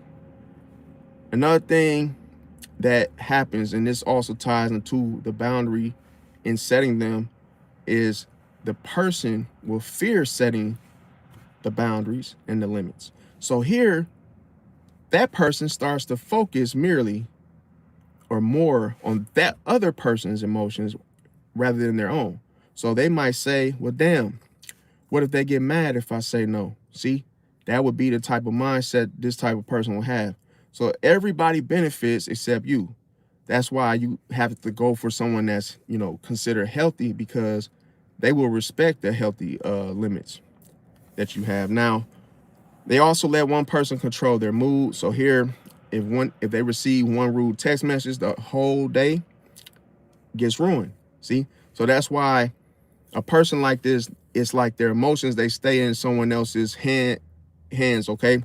So that's why you don't give one person that much power. The boundaries keep you from losing power. The boundaries helps ward off people that try to use, including the snakes and that and whatnot. So another thing is they never leave bad situations, staying in toxic friendships for, too long. Their peace slowly disappears, and then they know you have to know when to walk away from a situation. Now, they also mistake being needed for, being loved. So people only call when they need help. They become, useful instead of appreciated. And then they become like I say, once they become like this, you have to look for relationships where people value, not just what you do. Okay. Now, I will say that that's the hardest thing in life, is to find these people, because for the most part, you just have to, the only way you're gonna find the real ones is that you gotta set boundaries, bro. Because once you set boundaries, it's gonna ward off those people that are users and snakes, and people coming at you with facades and illusions and deception. It's not even, you're not even gonna make space for that person, if that makes sense. Now, another thing is the other thing is, when it comes to setting the limits, because you need those to set the boundaries. It's like, let's say, excuse me, nose and stuff, but what you got to watch out for when you set the limits, okay, you got to stop explaining every no. If you say no, just say no. But it's almost like, if somebody is pressuring you or rushing you to hurry up and do something, and you've already said no, and they're basically saying it like demanding, I need to do it now. No, and you keep saying I can't make it. Then all of a sudden, if you mess this up, bro, if you mess this up, you're cooked, bro. Because this is the game. If a person says no, it ends there. It ends right there. You said no, guess what? The other person accepts it. Either way, whether they get mad, emotional, it don't matter. Hey, they get logical, they get practical, it don't matter. You said no. No keeps it simple. But this is what people do. And I'm telling you, don't do this. When you say I can't make it, guess what that does? That starts an argument. See how you gotta set the boundary, even if, bro, you have to, bro. Because if you say I can't make it, now the person gets into an argument with you, and they're the ones that started, because you didn't give them a solid no. So now they go around it. See, that's the snake, goes around, because now people argue with every reason until you give in, bro. That's why I say people get pressed into the other person getting their way, bro.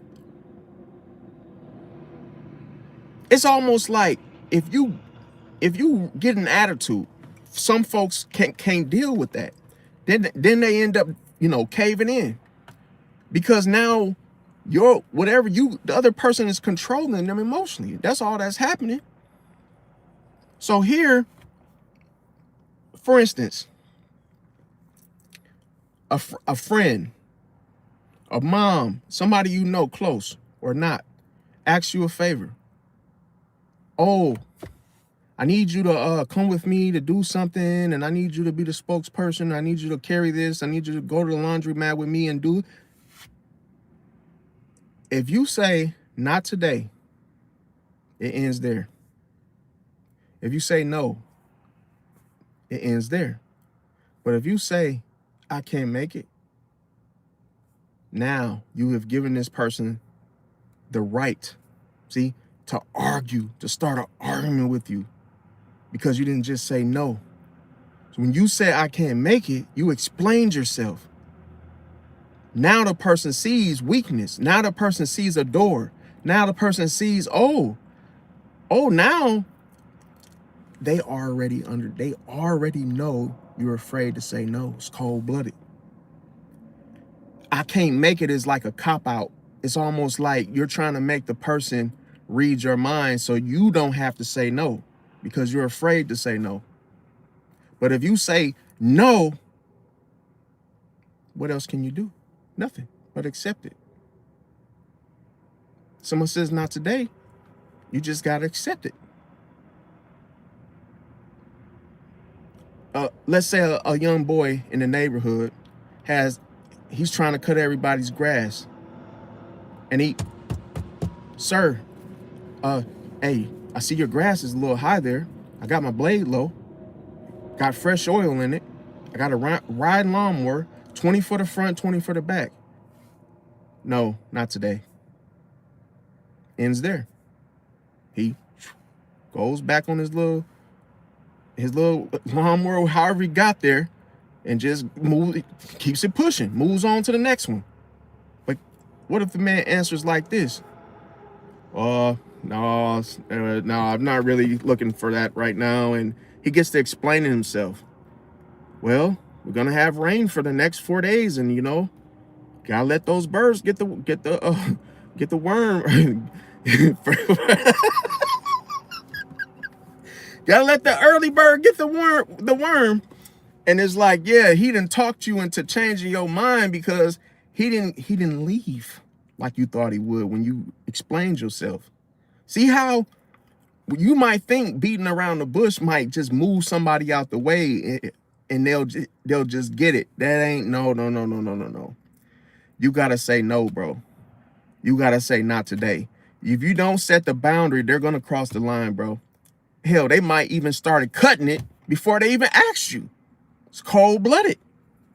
You got to be careful because people will cross the line. People will cross the line, bro.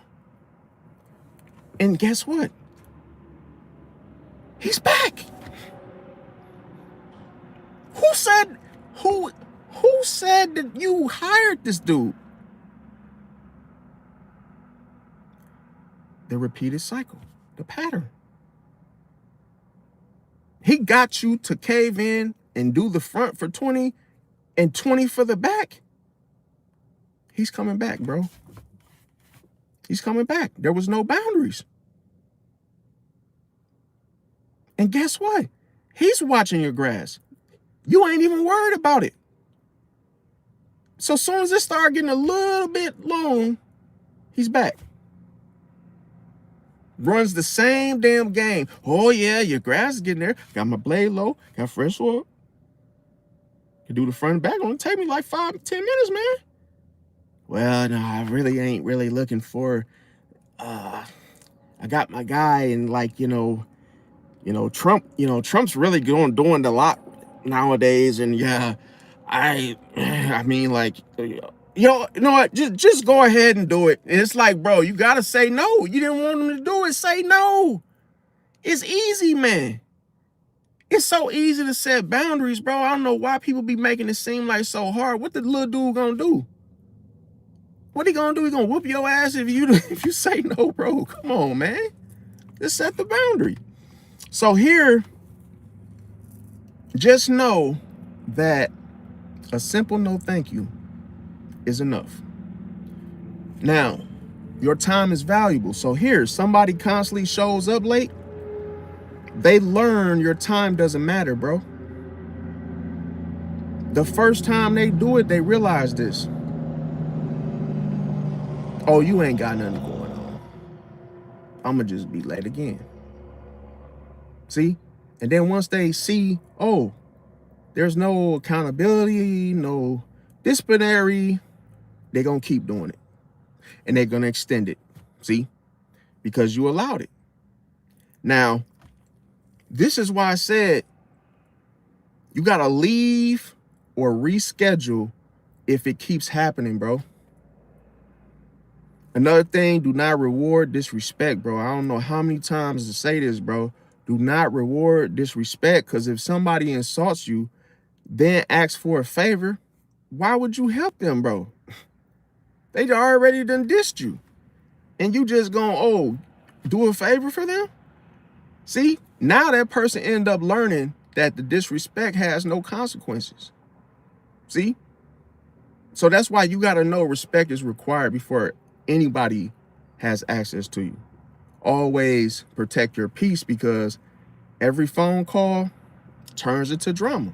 See, now your mood, see, you got to protect your mood. Your mood gets controlled by other people when this happens. That's why you got to end conversations that become unhealthy. Another thing is stop being available 24/7, because people will expect immediate replies when you're always available. That's why you got to treat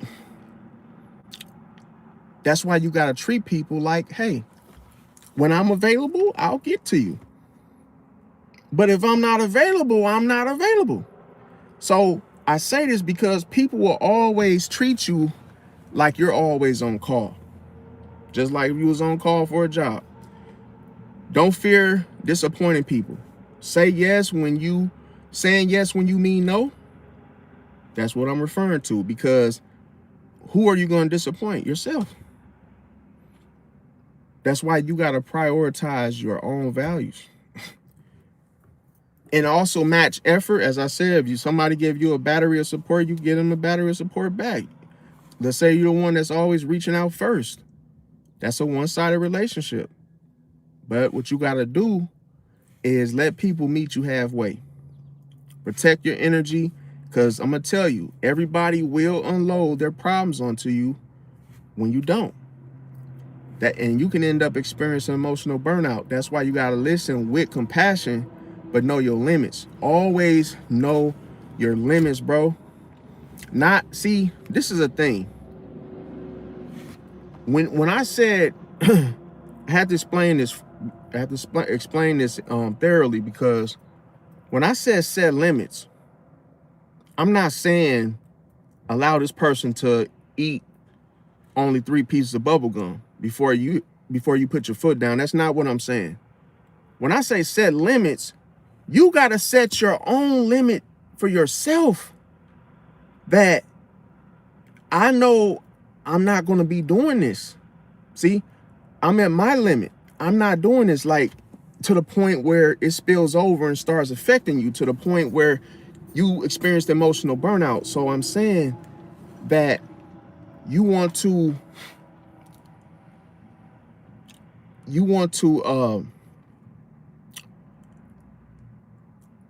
yes, you want to make sure that you set set the limit for yourself, because you don't want to allow this person to make you feel some type of way that you are not, that's not how you feel, right?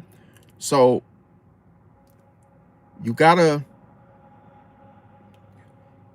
so yeah, you have to set limits for yourself. That's basically what I was trying to say. And sometimes the limit, like, once you reach your limit, that's when you gotta put your foot down and stop it, bro. It's almost like somebody asks to use your phone, and then you let them make one phone call, but then you realize that 5-10 minutes that went by. I need my phone back. Not, I want my phone back. See, it's like how you say it. When you've reached the limit of what you were willing to do. Oh, you can make a phone call, but I didn't say you can just be on my phone and just, like, oh, as if it were yours. So that's why I say, by all means, hey, give my shit back. Like, hey, get my phone. What they gonna say? No, it ain't theirs. So that's why I say sometimes people, it's okay to ask for your stuff back once you reach your threshold of your limit. Not their limit, yours. You might feel okay with somebody, doing something with your stuff. And guess what? After 5 minutes, that's it. I need, hey, give my phone, please. Like, look, it don't matter how you say it, because it's yours. They asked to use your stuff. It's just some people try to take control of your stuff when you let them use it. And then it's like, oh, they think you don't need your phone back and it's yours. It's like, oh, can I make a phone call? Oh, yeah, sure. You can make a phone call. But I'm not saying you can call everybody on it and talk all day. No. See, So it's little stuff like that. Now, another thing is you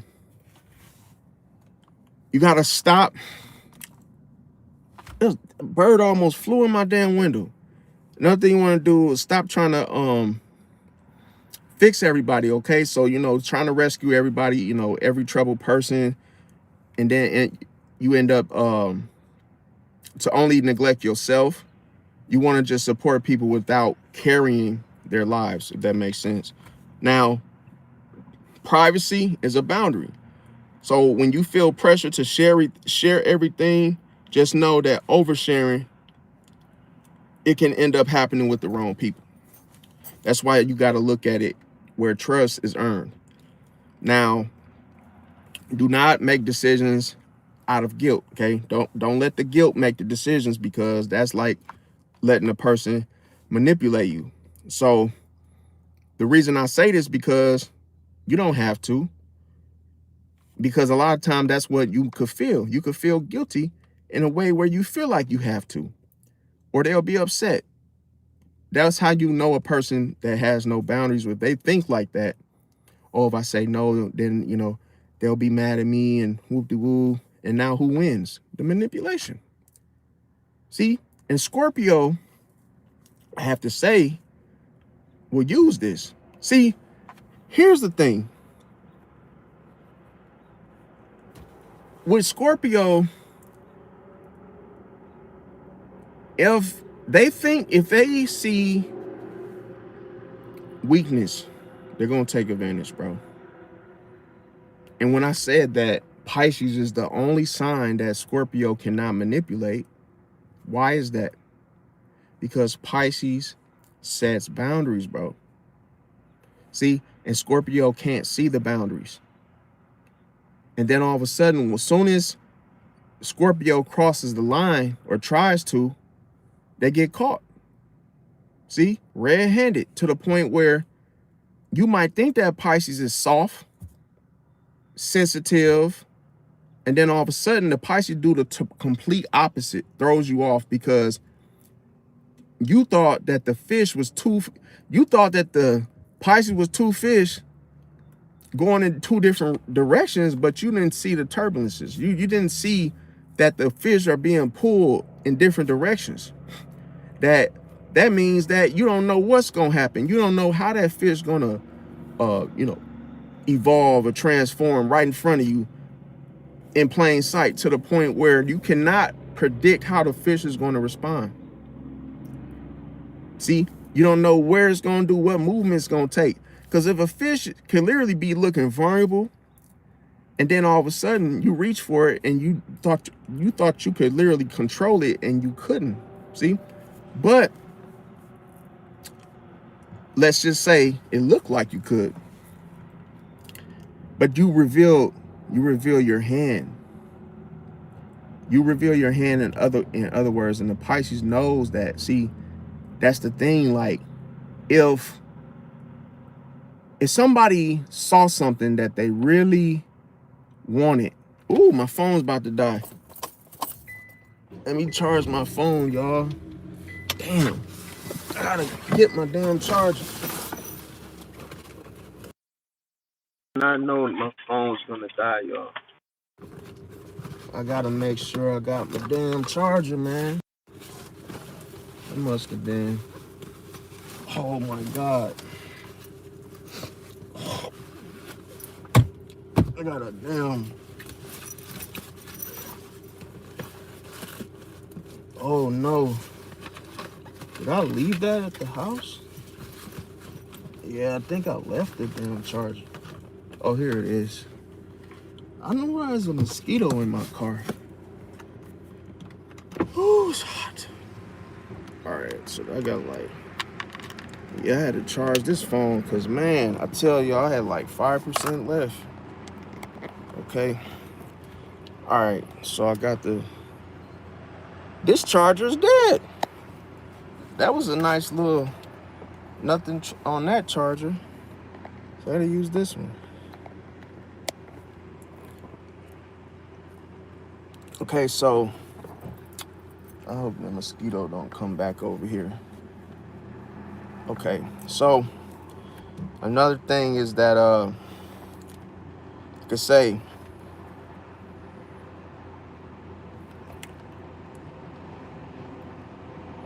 always respect yourself first. Don't stop over giving, because like I say, people start expecting it. If you do a favor, for someone, if like I say, if you didn't know them, well enough, they've never done anything for you, you got to look at the whole thing, because you don't want to just be over giving and just doing stuff, bro, because you don't even know if that person feel that way about you. Now, okay, let me see what else did I had, because I got miscombobulated. All right, I see where I was at. Okay, let me see if what I didn't cover. Okay, don't negotiate your standards. All right, so you want to not accept behavior that you knew wasn't okay in the first place, because this can lower your standards. You always want to keep your standards consistent and live by those core principles consistently. Always learn to walk away, because like I say, one thing about disrespect is it won't change until you change. It's almost like a leak that won't stop until you fix it. So the reason I say this, because your peace ends up disappearing. So that's why leaving a situation, hell, escaping a situation, is a boundary. Now, people say Pisces has no boundaries. It's not true. You just can't see a Pisces boundaries. Seeing a Pisces boundaries is like seeing hidden intentions. See, to the point where wherever the Pisces escapes to is a boundary. It's almost like if you got through the front door, you know the Pisces will either do two things: escape or hide. Hiding is a boundary, bro. People don't understand this. Like, and see, Pisces can do both. Pisces can hide and they can escape. See? And I'm going to tell you, that's the thing with hiding. Is almost like, what can you do if somebody's hiding? You got to find them, right? You got to find them. And guess what? There is nobody knows where you are but you. See? And these are like more advanced boundaries. That's why I said, and I will say that only when it's intentional and healthy. I'm not saying that, I'm only saying when it's intentional and healthy. I'm not saying that, it's for, any purpose. Okay, so let's say you end up leaving the argument before it becomes abusive. That would be considered a healthy boundary, see, of you using the hiding or escaping. Taking time alone to yourself to calm down is another one. Blocking someone who repeatedly, disrespects you. Walking away from a toxic environment. So when you say to yourself, hey, I'm ending this conversation because it's becoming disrespectful, we can talk later when we're both calm, that's a boundary. See? So it's almost like when you've been disrespected, which we all know when we have, you have to speak up. See, you don't have to get all violent and angry and mean and all that. No, you can just speak up, normal, and just say, hey, conversation is over. Talk to you later when we're both calm. See, that's just the best way to do it. That's, like I say, it's now what I'm not saying is ghosting. See, because you still have to communicate. I'm not saying it's okay to just ghost somebody and not say nothing unless they're abusive, unless there's a situation that requires you to do so. Another thing you want to do is don't run from every conflict, and don't isolate all the time yourself when you're uncomfortable. because that's not a boundary. That would be considered avoidance, right? So that's why I say that the boundary protects your peace, but when you are escaping, that means that you're avoiding the problem. But that's why you need wisdom. See, now another, and why do I say the reason why? Okay, so with that being said, the next thing I'm gonna talk about is the illusions with these boundaries, okay? Because this is something that a lot of people don't know about. The boundaries expose fake love.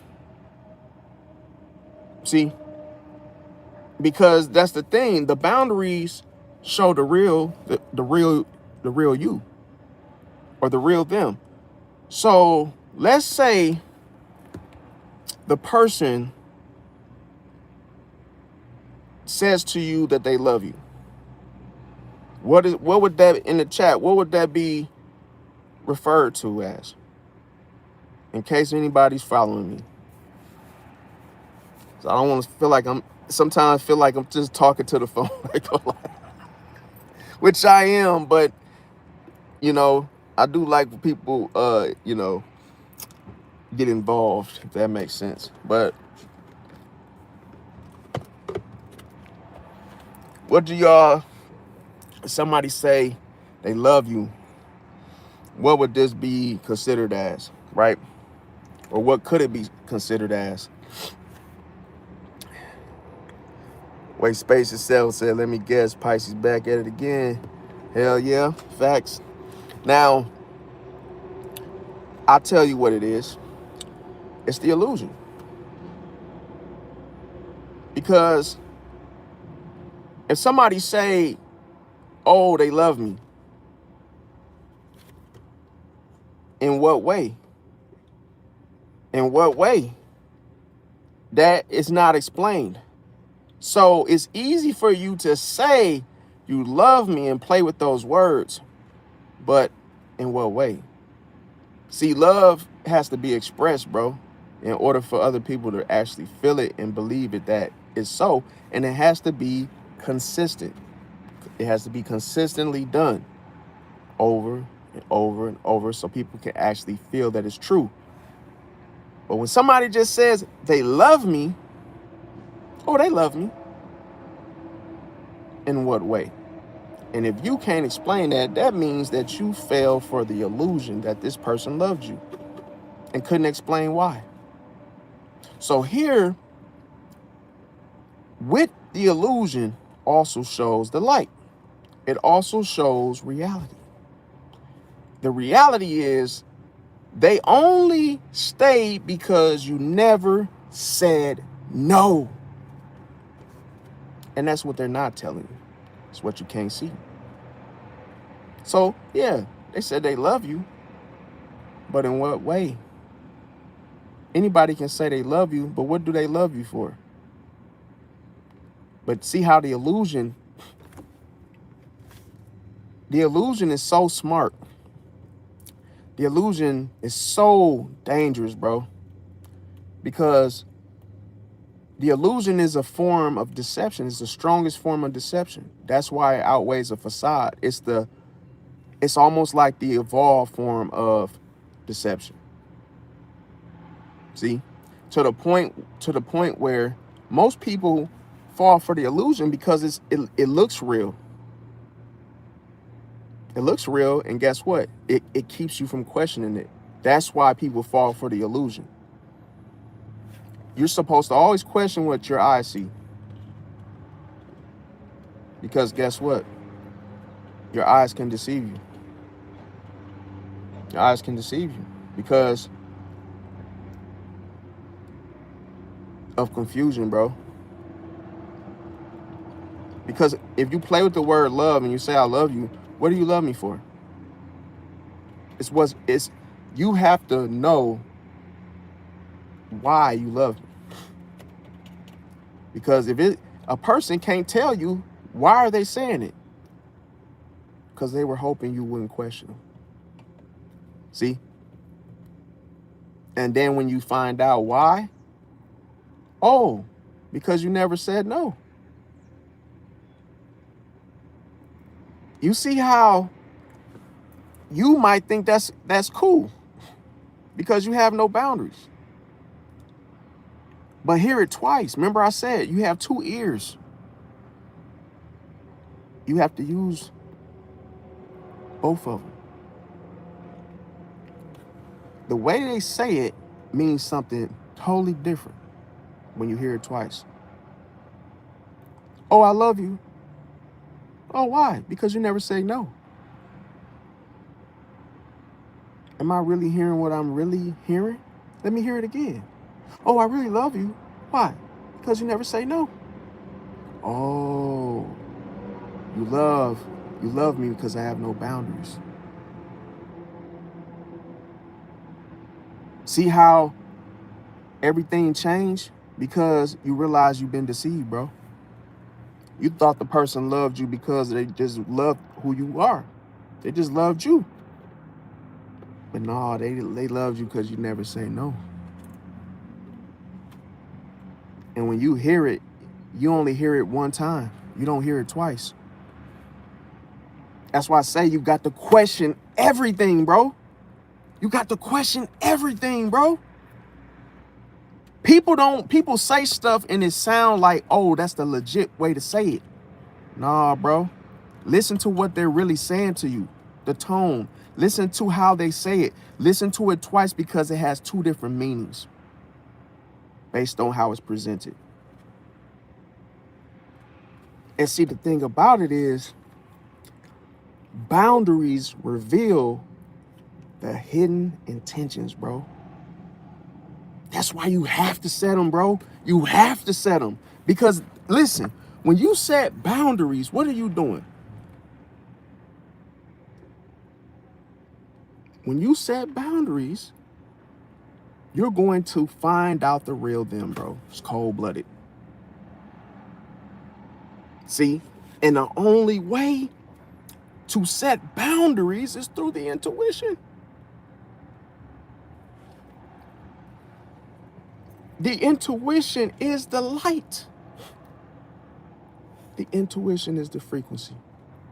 And intuition is the only thing that can reveal what is hidden. That is not real. It's cold-blooded, bro. And the thing about it, let's give another illusion. Oh, they're a good person. How? Well, they're just good. No, explain that. How is this person a good person? This is the reason why people will show you the sun, but not tell you why it's hot, bro. See how you gotta hear it twice? From ear to ear? Because, oh, it sound good is the illusion. When somebody say it sound good, but is it good? When it sound good, that is the illusion, bro. That's why I said, every time you meet somebody, you got to watch out for the illusion, bro. You got to watch out for the illusion because if you don't question it, you're cooked, bro. Think about the woman that believes the guy when he says, oh, I love you. I love you, honey. I love you, babe. I love you, whatever, right? She doesn't never question it. She just accepts it and thinks it's real. Oh, I love you too. But here's this is the crazy thing. She doesn't know that he only loves her because she doesn't say no. Now, do you see how the illusion just blows you out the water, just destroys you, and you don't even know it? Because you didn't question it. You had no boundaries. And this is the thing. When a person say they're a good person, the reality is the first time you set a limit, their true character appears, bro. Their true character appears. Soon as you set the limit, bro, you will always find out the real person, bro, the real them. And this is right here, this is sauce, bro. This is like totally wisdom, bro. It's like chess, bro. Ain't nothing, you can't never see somebody else moves unless you understand what they're doing when they're doing it, bro. You got to question everything, bro. Oh, this tastes so good. What tastes so good? They're not saying that it tastes good as in the first time you hear it. How many people hear it one time and believe that it's true? Most people. That's why you got to hear it twice. I hear what you said, but now let me process what you said. Because I have questions. Even if you don't, it's cold-blooded, bro. See, if you don't ask questions, bro, well, how this looks is that you just accept the illusion. The illusion is what people want you to believe, but they want you to believe it how it sounds. Does it sound good? That keeps you from questioning it. It's cold-blooded. It's cold-blooded. See? And the thing about it, boundaries separate respect from convenience. Like, oh, you ain't just hanging around me just to hang. You must, hey, you really mess with, you really rock with me. See the difference? So here, the illusion is, oh, they respect me because they're always around. What for? Well, I don't know, but I know they're always at my house. Hear it again. Oh, yeah. They respect me.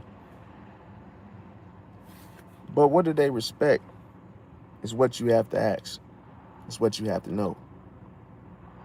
Because they respected your availability. See, not you. It's cold-blooded, bro. It's cold-blooded. See, you got to hear it twice. That's why you got two ears, bro. If it was, listen, if you only had to hear it once, you would only have one ear. It's a reason why you got two eyes. It's a reason why you got two lips, one lip at the top, one lip at the bottom. It's a reason why you got two ears, bro. And guess what? When you look at something, you wonder why you gotta use both. You wonder why you gotta use your eyes and your ears, bro. Because it's never what it looks like. It's never what it sounds like. Come on, bro. Wake up, y'all. It's never what it looked like. It never what it sound like. And then your mouth, you gotta always question it. Oh, you gotta always talk to find out the truth. See? And then they say you're yapping. You talk too much. It's good that you talk too much. Because a liar is gonna hate you.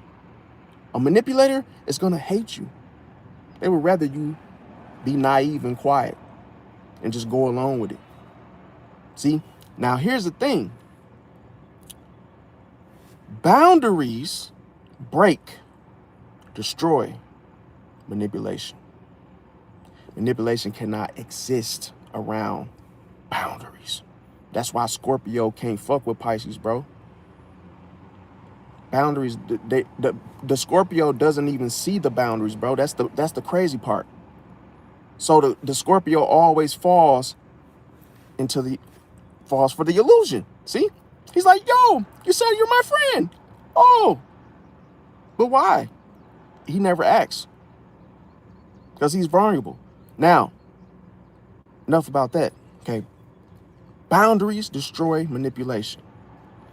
Another illusion is I owe them. What do you owe them? The world don't owe you nothing. But you feel like I owe them. That's an illusion, bro. Why do you owe them? See? Because guilt, the reality is guilt isn't an obligation, bro. It's manipulation.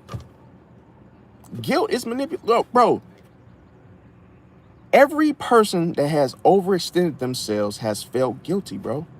First, they were manipulated. Bro, I'm going to tell you.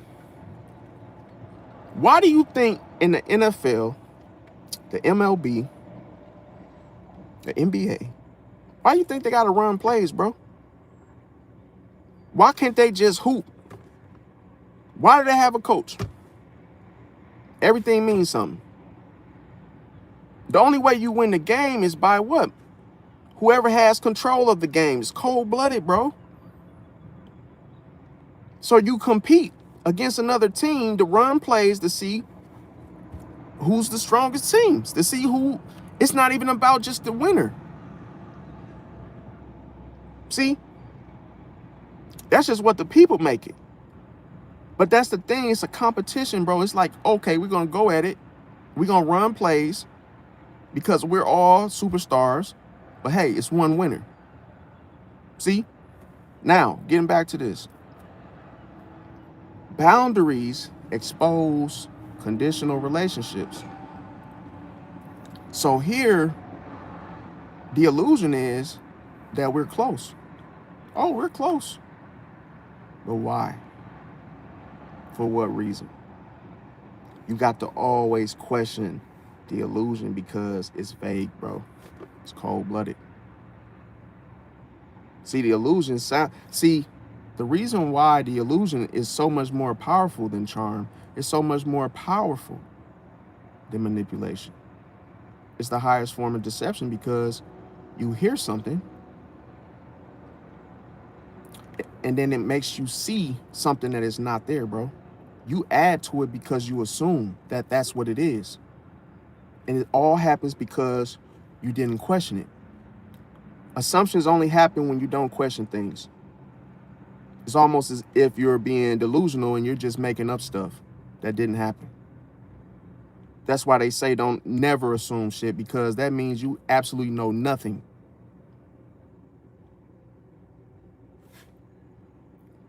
Now, when you say we're close, what is the reality? As I said, how? For what reason? But the reality of it is the relationship only worked when you sacrificed yourself. And you see how the reality wins, whether you join it or go against it, it wins both ways. That means that reality is considered what? The realistic thing. It's what's actually happening, bro. To the point where when you fall for the illusion, you don't even have to think about the facade. You don't have to think about the facade because the illusion is stronger. All a person got to get you to do is not question them, bro.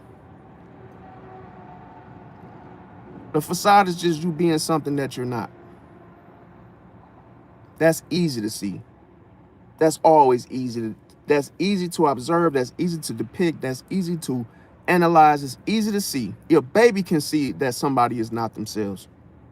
Daddy? Daddy? Daddy, you look like a gorilla.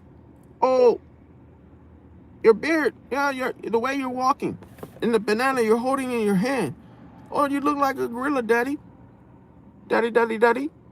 And that's the thing, is like a kid be knowing that, oh, a kid could look at an animal and call it daddy because it looked like his dad. And it's crazy. That's why I be telling people, like, bro, you can't underestimate nothing out here, bro. Now, another thing is this. Boundaries destroy people pleasing. See? So here, let's say the illusion is everyone has to like me. Everyone has to like me. See how that's an illusion? Why? Why does everybody have to like you? Here's the thing. See, the whole reality of the matter is that not everyone will, and that's okay. And see how once the reality sets in, takes over. And this is what I'm trying to do, is help you to set boundaries so you can see the truth, bro. Because once you start realizing that the person that's holding the cup, bro, it's all about what is in that cup, bro. What you can't see, bro. It looked like the person just holding the cup, but you don't know what's in the cup unless you question it first, bro. That's why I be saying to people, bro, stop just looking at the whole picture and just thinking that's it. That's all. See? Now here, boundaries reveal who benefits from weakness, bro. Because a person will say something, oh, they're just upset.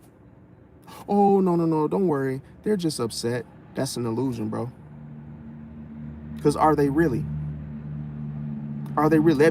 Let me see for myself. See? So here, the reality of the matter is that they were comfortable with unlimited access to you. But once they lost the access, they're upset. See? They're upset. But you can't try to make an excuse for them because, oh, they're just upset. That's just an illusion. You know why the person upset. They didn't lost the access. Don't try to see. Some people feel bad when they stand up for themselves and they see the other person wounded. They all of a sudden, the person that said they loved them is all moping around, head down, looking sad because their bubble was busted. You got to let them be. Don't try to save them, oh, because you feel like you were too harsh. Now, boundaries expose fake loyalty. So the illusion is they'll always have my back. You may have said this before yourself. I may have said it. Oh, they'll always have my back. But what is the reality of it? How long? See? Because they disappear when they can't control you, bro. People are only loyal because they're benefiting, bro. If I came on here and told people, hey, I'm going to do a giveaway and, oh, every Friday, I would have a ton of people just coming for that, bro. Not for me. You have to know these things, bro. You got to know things like that. Because you can really look at it once and say, oh, damn, everybody cares about me. Oh, everybody wants to see me. That's an illusion. And see, that's why I said you could fall for other people's illusions and your own just by thinking that. Because you always got to question everything.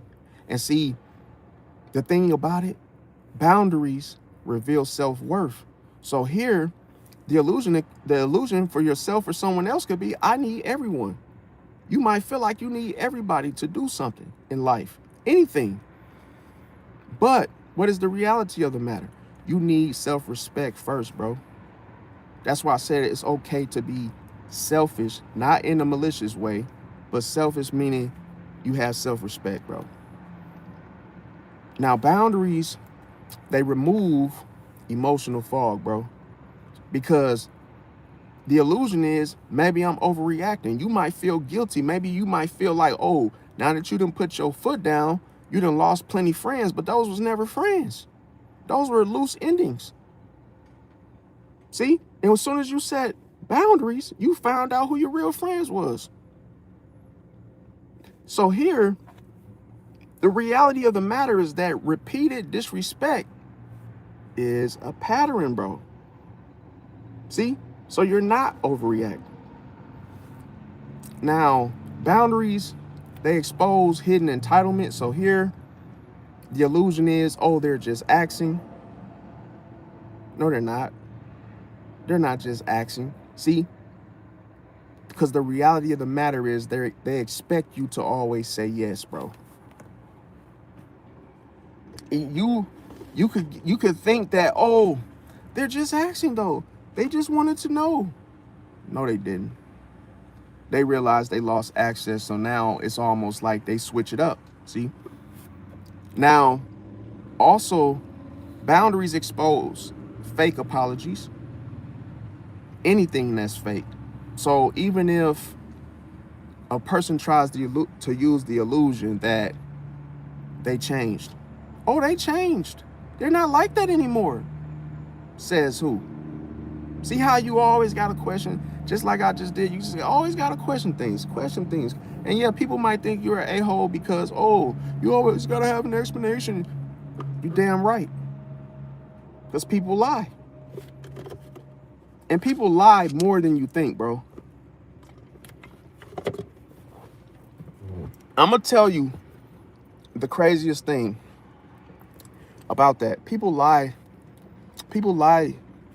more than anything, but then people will look at somebody that they're in a relationship with and they'll say they're a liar, but then they'll lie themselves and won't even take account of their own lies. So that's one thing. Now, boundaries reveal emotional addictions, okay? So let's say you have a friend and you know they're bad for you, but you refuse to cut them off. You refuse to let them go. So you tell yourself and give yourself the illusion that, oh, I can't live without him.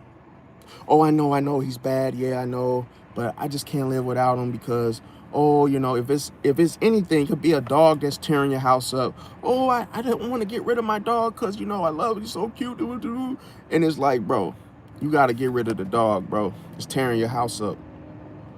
But then you just try to create the illusion like that you can't live without it. So here, what are you really saying? Are you saying that you really can't live without the dog? No. That's just the illusion. That's the illusion you want to believe. But what's really happening, the real reality of the situation is you were attached to the pattern, bro. You were attached to the pattern. So a lot of people will use the illusion just to make an excuse because they don't want anyone to argue with that. The illusion is almost like, I hope you believe what I'm telling you. I hope you believe the illusion. See, I hope you don't question why I want the dog or why I want the guy or why I want the girl or why I want the wife or whoever. See, so here, like I say, you were attached to the pattern. If you don't end the cycle, that means you must like the pattern to begin with. So, boundaries expose fake apologies. Like I say, you say they changed, but here's the real reality of the situation is that the real change, it lasts after the apology. The real change lasts after the apology because anybody can say they're sorry or they apologize. They're not sorry, bro. That's the craziest thing. And then you, just because they said, oh, I apologize, you wrote it off as they changed. Well, no, not that damn fast. It's a process to see that. You got to see consistency of effort being made to know if they really changed.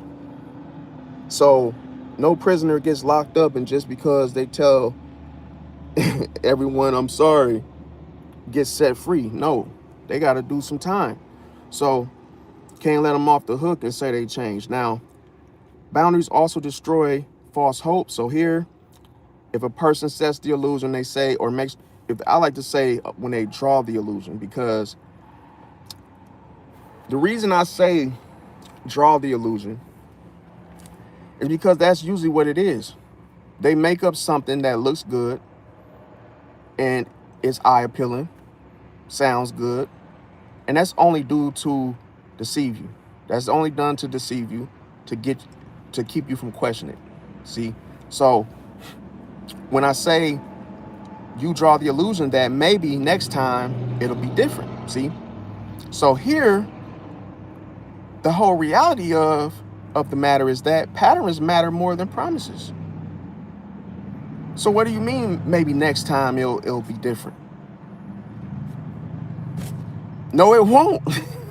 It's gonna be the same. It's a pattern. It's like, why? This is the thing, bro. Because a lot of people make themselves sound foolish when they actually think when they actually think that something that's done twice is going to be something different next time. It won't. It'll be the same thing over and over. If a thief comes in your store, breaks in, steals merchandise, that happened one time, right? You know he's coming back just to do the same shit. You didn't catch him the first time. See? It only stops when you set the boundary. So next time he comes to steal, it would be dumb for you to think and draw the illusion that he's never coming back after he came and stole once. What that tells you, the first time he came and stole, now you became aware who he is, what he does, what he's about. It only has to happen one time. So now you're ready for him when he comes back. Why? Because you set the boundary. And how? Because now when he comes and steals for the second time, you lock the door. Now he's trapped inside. It's cold-blooded. See? That's what I'm saying. You make sure it doesn't happen again, bro. You have to set the boundary. If you allow it to happen again, it works against you. That's why people keep doing the same thing. You accept the pattern. Now, boundaries reveal who listens, because you will literally draw the illusion and say they care. Oh, they care about me. Yeah, I'm not worried. Yeah, they care. But here's the thing. How do they care for you is the question. Because when reality sits in, caring people respect your limits. So what if these people don't? Then you're just drawing the illusion. See, you believe they care, but you don't know what they care about is the problem. See, boundaries expose control. So here, boundaries will protect you. They will protect your life, your energy, and everything else, your family. And here's the thing. You could say to yourself and draw the illusion, oh, they're protective. I don't have anything to worry about. Well, how? How are they protective? Because here's the thing. And I always tell people this because I get sick and tired of hearing people say, oh, this is my homie, and oh, yeah, this is my boy. Or they'll never do that to me. Oh, really? Oh, really? Because a lot of times people say this and they're drawing the illusion. Never say never, bro. Never say never. Oh, they'll never do that. Oh, no, not this one. Oh, he's good, bro. He's cool, man. No, man, he wouldn't do. Bro, because who's saying that? Just you, right? You didn't even hear the other person. You didn't question it. So here, the thing about the reality of the situation is they're trying to control your choices. So that's why you're saying they're protective, but little do you know they're trying to control your choices. See? So the next one is boundaries reveals peace, bro. Because when a person draws the illusion, conflict means I'm wrong. See? Conflict means I'm wrong. Some people feel like that. They draw the illusion for themselves and say, damn, you know, I'm wrong because they feel like they started this shit, right? So the reality of the matter is that sometimes conflict is the price of self-respect. See? Now, boundaries expose your own blind spots, bro. And that's why you have to set them, because let's just say a person draws the illusion and says, oh, I'm just being nice, as if they didn't have to do what they just done, right? Oh, I'm just being nice. I'm just being nice, man. I'm just being nice. But here's the thing. Why would a person be nice? Because this is the thing. A person doesn't have to be nice. We know that. But who said you had to be nice in the first place? The reality of the matter is that sometimes you're afraid to disappoint people is the reason why. See, this is why I said something that looks harmless can be harmless, bro. When people see you being nice, you might feel like you're doing the right thing, but you're not, bro. Because what you're doing is, it shows that you have no boundaries. It shows that, oh, I don't want to disappoint people. Hey, I'm staying in my lane, man. I don't want to rub nobody the wrong way. Well, I'm just being nice, man. That ain't no strength. That's not no good thing. People will literally hear you do that and they will run all over you, bro. You don't even want that nice shit attached to you, bro.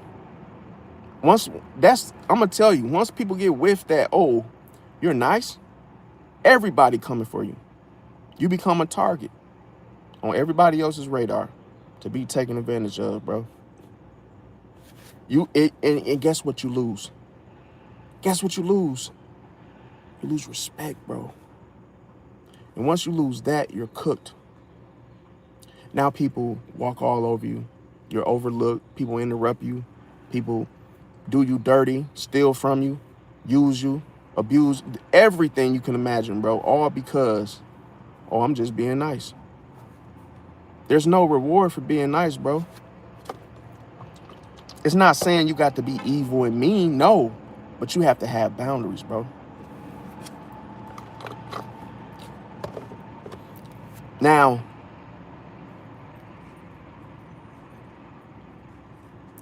another thing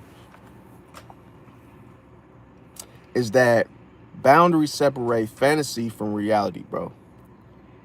Because a person that draws the illusion may say to themselves that potential is enough. Oh, potential is enough for me.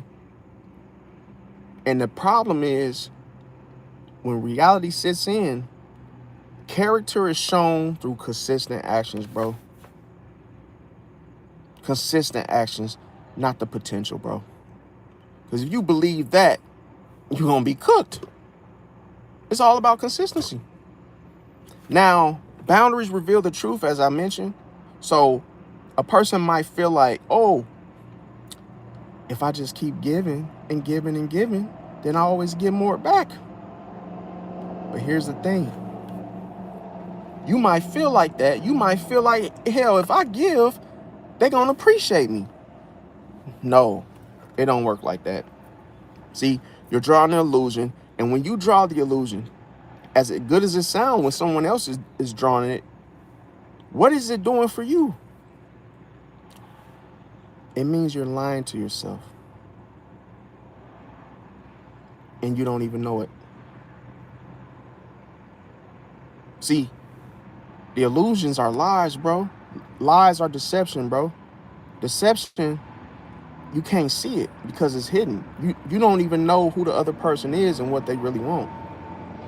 That's why you got to ask questions. See, think of the representative.